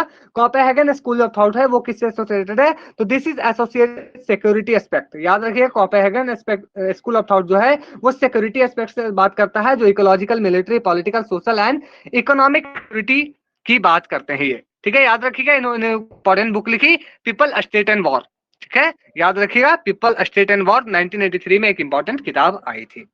तो क्या यहाँ तक सब कुछ क्लियर है? काफी देर हो गया लगातार बोलते हुए, is it clear till now? Is it clear guys? Sir please repeat, क्या रिपीट करना है? फातिमा जल्दी से वो भी लिख दीजिए, जल्दी से रिपीट करेंगे, आगे बढ़ेंगे, काफी लेट हो चुका है क्लास में। आप लोग बोलेंगे सर बोर कर देते हैं, विच बुम, कौन सा बुम? बुक, बुक यहाँ लिखा हुआ है स्क्रीन पे लिखा हुआ है पीपल एंड वॉर, देखिए स्क्रीन पे ध्यान से, पीपल, स्टेट एंड वॉर। चलिए, काफी सारा खिचड़ी पक गया है, करते हैं हम। ओके, चलिए अब साफ सुथरा दिखता है। बैरी बुजान याद रखिए, यहाँ पे देखिए बैरी बुजान है आपके, ठीक है, याद रखिएगा, पीपल, स्टेट एंड वॉर, याद रखिएगा। चलिए आगे बढ़ते हैं। अब है मॉर्टन कप्लान, मॉर्टन कप्लान, इनकी नाम तो आप लोगों ने सुना होगा, मेरी क्लास देखी होगी, कॉम्प्लेक्स सिक्योरिटी, यस बिल्कुल, कॉम्प्लेक्स सिक्योरिटी भी थी उनकी ना, यस, बैरी बुजान की है कॉम्प्लेक्स सिक्योरिटी सेक्टर, ठीक है, क्योंकि सिक्योरिटी एस्पेक्ट में कोपेनहेगन स्कूल जो है वो बात करती है। ओके, अब है मॉर्टन कप्लान। इनको समझाने से पहले कुछ इंपॉर्टेंट क्वेश्चन, सिस्टम अप्रोच या सिस्टम थ्योरी सबसे पहले किस डिसिप्लिन में आई थी? देखिए, नाम बताने से पहले कप्लान आ गया। सिस्टम थ्योरी या सिस्टम अप्रोच सबसे पहले लॉजी, एंथोलॉजी, बायोलॉजी, कौन से, कंपैरेटिव पॉलिटिक्स, कहाँ आई थी? कौन थे वो जिन्होंने यूज किया? सोशियोलॉजी नहीं था, सोशियोलॉजी पॉलिटिकल साइंस बहुत बाद आया, इस समय नहीं था पहले से। ईस्टर्न भी यूज नहीं करते हैं। सबसे पहले मैं पूछ रहा हूँ, सबसे पहले किसने यूज किया था? सबसे पहले मेलेनोव्स्की। एंथ्रोपोलॉजी, नो नो, याद रखिएगा बिल्कुल। लुडविग वॉन बर्टनलेफी, याद रखिएगा, लुडविग वॉन बर्टनलेफी ने जो बायोलॉजी एंथ्रोपोलॉजी के थे, ठीक है, उन्होंने बायोलॉजी में खास करके सबसे पहले इसको यूज किया था, ठीक है, याद रखिएगा। एंड इसमें जो बात की जाती है कि सिस्टम अप्रोच क्या कहता है, आप लोगों को ये पता है? मैं सिंपली एक मिनट पूछ रहा हूँ। सिस्टम थ्योरी, सिस्टम जो यूज किया गया था बायोलॉजी में, उसका क्या मतलब है आप लोगों को पता है? पता है आप लोगों को क्या मतलब है सिस्टम? सिस्टम, सिस्टम, चलिए, ओके। देखिए एक्चुअली क्या था इसमें कि okay okay, body system, okay okay, देखिए मैं सिंपली एक कॉमन सी लैंग्वेज में समझाने की कोशिश करता हूँ। सिस्टम थ्योरी के माध्यम से लुडविग वॉन बर्टनलेफी जो है, उन्होंने ये कोशिश की कहने की, ठीक है, कि हमारे बॉडी में जो भी चीजें हो रही है, ठीक है, या बोल सकते हैं कि जो भी अलग अलग इश्यूज होते हैं, हमको सबको अलग अलग नहीं पढ़ना चाहिए। और सबके लिए अलग अलग स्पेशल सॉल्यूशन के मतलब डिमांड नहीं करनी चाहिए। हमें कुछ एक ऐसा तरीका अपनाया जाना चाहिए जिसमें हम अलग अलग इंटर डिसिप्लिनरी अप्रोच अपनाते हुए हम अलग अलग चीजों को एक साथ सॉल्यूशन दे सके। क्योंकि आप लोगों को पता होगा, अब आते हैं हम लोग डेविड डिस्टन पे। आप लोगों को पता होगा कि सिस्टम अप्रोच यूज होने से पहले क्या होता था कि अगर कुछ प्रॉब्लम सोशियोलॉजी की है तो उसको पॉलिटिकल साइंस वाले नहीं देख सकते हैं, कुछ प्रॉब्लम हिस्ट्री की है तो उसको पॉलिटिकल साइंस वाले नहीं देख सकते हैं, कुछ अगर प्रॉब्लम बाकी दूसरी डिसिप्लिन की है तो उसको हम लोग ऐसा मानते थे कि भाई तुम हिस्ट्री के हो तो हमारा तुमसे कोई नाता नहीं है। तो डेविड डिस्टन ये बोलते हैं कि ऐसा बिल्कुल सही नहीं है। हमें पढ़ाई इस अप्रोच से करना चाहिए कि जो बाकी के डिसिप्लिन है उन और जो कॉमन सॉल्यूशन है वो एक अप्रोच के साथ मिल जाए, ठीक है। We should have multidisciplinary and one approach, ठीक है। तो ये आपकी सिस्टम अप्रोच के माध्यम से यूज किया गया। ओके, तो इसमें हम आते हैं मॉर्टन कप्लान पे। तो मॉर्टन कप्लान ने क्या किया, इंटरनेशनल रिलेशन में यूज किया सबसे पहले सिस्टम अप्रोच को। अब इन्होंने क्या किया, एक इंपॉर्टेंट बुक लिखी, system and process in international relation, 1957 की बुक आती है। इन्होंने इंटरनेशनल सिस्टम को 6 पार्ट में डिवाइड किया, बोला 6 सिस्टम होती है। सबसे पहले इन्होंने बताया भाई जो यूरोप में होता था वो कैसा होता था, बैलेंस ऑफ पावर पे आराम से था। अलग अलग गुट थे, 2-3 गुट, एक तरफ इंग्लैंड, जर्मनी, ठीक है, फ्रांस, ये सब अलग अलग, उस समय दिक्कत नहीं होती थी यहाँ पे। अब इसके बाद क्या हुआ, टाइट बाइपोलर सिस्टम आया। टाइट बाइपोलर मतलब वर्ल्ड जो है वो 2 पोल में डिवाइड हो गया आफ्टर द वर्ल्ड वॉर, ठीक है, यूएसएसआर और रसिया, ठीक है। अब इसके बाद बोलते हैं जब टाइट बाइपोलर सिस्टम जब थोड़ा सा कम होगा, ढीला होगा, उसके बाद लूज बाइपोलर सिस्टम आएगा। लूज बाइपोलर सिस्टम में क्या होगा कि जो बाकी जो थर्ड वर्ल्ड कंट्रीज है वो इंडिपेंडेंट रह सकते हैं, वो खुला आजाद है कि वो चाहे तो अपना इंडिपेंडेंट भी रह सकते हैं और वो चाहे तो यूएसएसआर या रसिया कहीं भी जा सकते हैं, याद रखिएगा, ठीक है, याद रखिएगा। इसके बाद है यूनिवर्सल सिस्टम, और इसके बाद हायरार्किकल सिस्टम, और फिर यूनिट वीटो सिस्टम की उन्होंने बात की, ठीक है। यूनिवर्सल सिस्टम का मतलब क्या है, उन्होंने ये कहा कि जब लूज बाइपोलर सिस्टम होगी उसके बाद आपका यूएनओ के जैसा एक संस्था बनेगा, एक यूनिवर्सल ऑर्गेनाइजेशन जैसी चीजें आएंगी। इसके बाद उन्होंने ये कहा कि वर्ल्ड जो है, मैं बता रहा हूँ स्वैग, प्लीज वेट। इसके बाद जो है वो है हायरार्किकल सिस्टम। हायरार्किकल सिस्टम में क्या है, आप जैसे कि आप देख सकते हैं कि जब यूएनओ भी है इसके बावजूद क्या देखने को मिल रहा है कि अमेरिका बोलता है सुपर पावर हम है, अमेरिका चाइना बोलता है सुपर पावर हम है, रसिया बोलता है सुपर पावर हम है, जापान बोलता है सुपर पावर हम है। तो ये जो एक हायरार्की बन रहा है पावर का, ठीक है, इसको बोलते हैं मॉर्टन कप्लान कैसी चीजें होंगी। इसके बाद बोलते हैं देखिए ये जो है hierarchical and unit veto system, ये दोनों उनकी जो है एक बोल सकते हैं कि यूटोपियन आईडी थी, मतलब बोलते हैं कि भविष्य में ऐसा हो सकता है। ये दोनों एग्जिस्ट नहीं कर रही थी उस समय, बोलते हैं ऐसा हो सकता है, इसलिए याद रखिएगा इसको। एक और इंपॉर्टेंट चीज है, यूनिट वीटो सिस्टम का मतलब क्या है। मॉर्टन ने ये कहा कि देखो भाई जब वर्ल्ड में हायरार्की बन जाएगी, आपको पता है आज चाइना भी चाहता है हमारे पास न्यूक्लियर वेपन हो, अमेरिका चाहता है, इंग्लैंड, ब्रिटेन, फ्रांस, साउथ, बाकी जितने सारे कंट्री सब चाहते हैं। तो क्या आपको लगता है जब हायरार्किकल सिस्टम आ जाएगा, इस वर्ल्ड में पूरा स्ट्रगल और पावर होगा, तो सारे के सारे कंट्रीज ये कोशिश करेंगे कि हमारे पास न्यूक्लियर वेपन हो जाए, हम दूसरे से ज्यादा पावर हो जाए, हमारे पास हायरार्की, हम हायरार्की में ऊपर चले जाए, क्या ऐसा कोशिश करेंगे, यस और no? Either they will try और नो। मुझे लगता है कि आप लोग कहानी सुन रहे हैं बड़े मजे से। देखिए आधे लोगों को तो पता भी नहीं होगा सर ने क्या पूछा। चलिए चलिए चलिए चलिए, बिल्कुल बिल्कुल बिल्कुल। तो हायरार्की क्रिएट, ठीक है, हायरार्की क्रिएट होगी एंड उसके बाद क्या होगा, सारे के सारे कंट्रीज जो है, सारे के सारे जो है, उनमें क्या होगा, एक न्यूक्लियर पावर बनने का, न्यूक्लियर वेपन अडॉप्ट करने का, न्यूक्लियर पावरफुल कंट्रीज बनने का एक होड़ लग जाएगा। एंड एक ऐसा पोजीशन आएगा जब वर्ल्ड में सारे वो अपने आप में यूएनओ के वीटो पावर के जैसे होंगे, मतलब हम जो चाहते हैं वो होना चाहिए, नहीं होगा तो चीज या तो फेल या तो पास।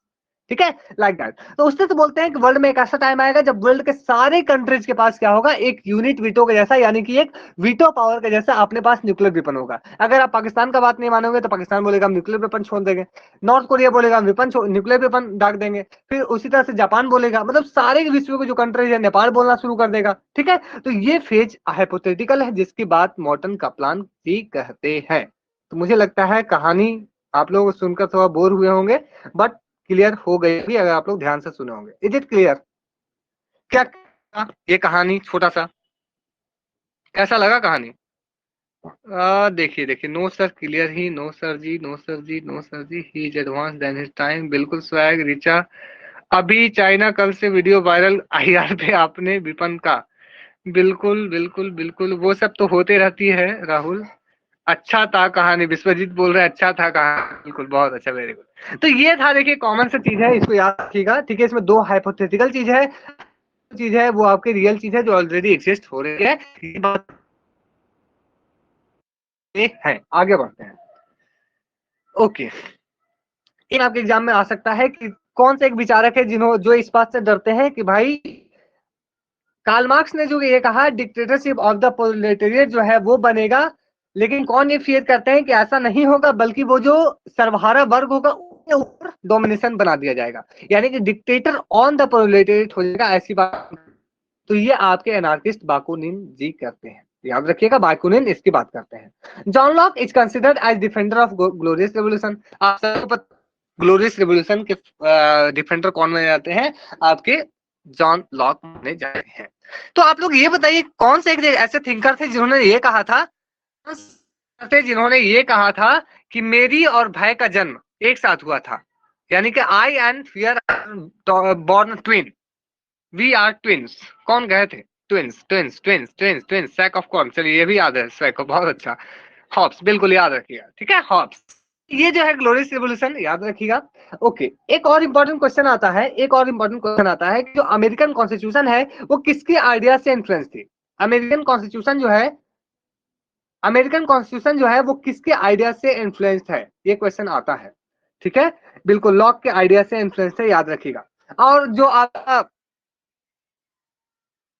रशियन रेवोल्यूशन था, ठीक है, जो रशियन किस था, रशियन रेवोल्यूशन 1789, वो किसके आइडिया से इन्फ्लुएंस था? मार्क्स के आइडिया से।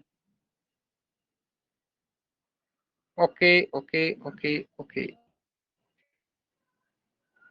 बिल्कुल रूसो के आइडिया से, ठीक है, याद रखिएगा, रूसो के आइडिया से। ठीक है, ये सब चीजें याद रखिएगा। ओके, ये क्वेश्चन आता है, ओके, याद रखिएगा। एक ये क्वेश्चन आपसे आता है, कौन से एक ऐसे मॉडर्न थिंकर हैं जिन्होंने अरिस्टोटल को पूरी तरह से इग्नोर कर दिया? ये कौन है भाई? तो ये आपके आते हैं हॉब्स साहब, ठीक है, थॉमस हॉब्स। थॉमस हॉब्स जो है वो सबसे पहली बार क्या किए, अरिस्टोटल को इग्नोर कर दिए। ठीक है, याद रखिएगा। किन्होंने ये कहा, रूसो को क्रिटिक किसने किया? ठीक है, कि रूसो जो है वो एक्चुअली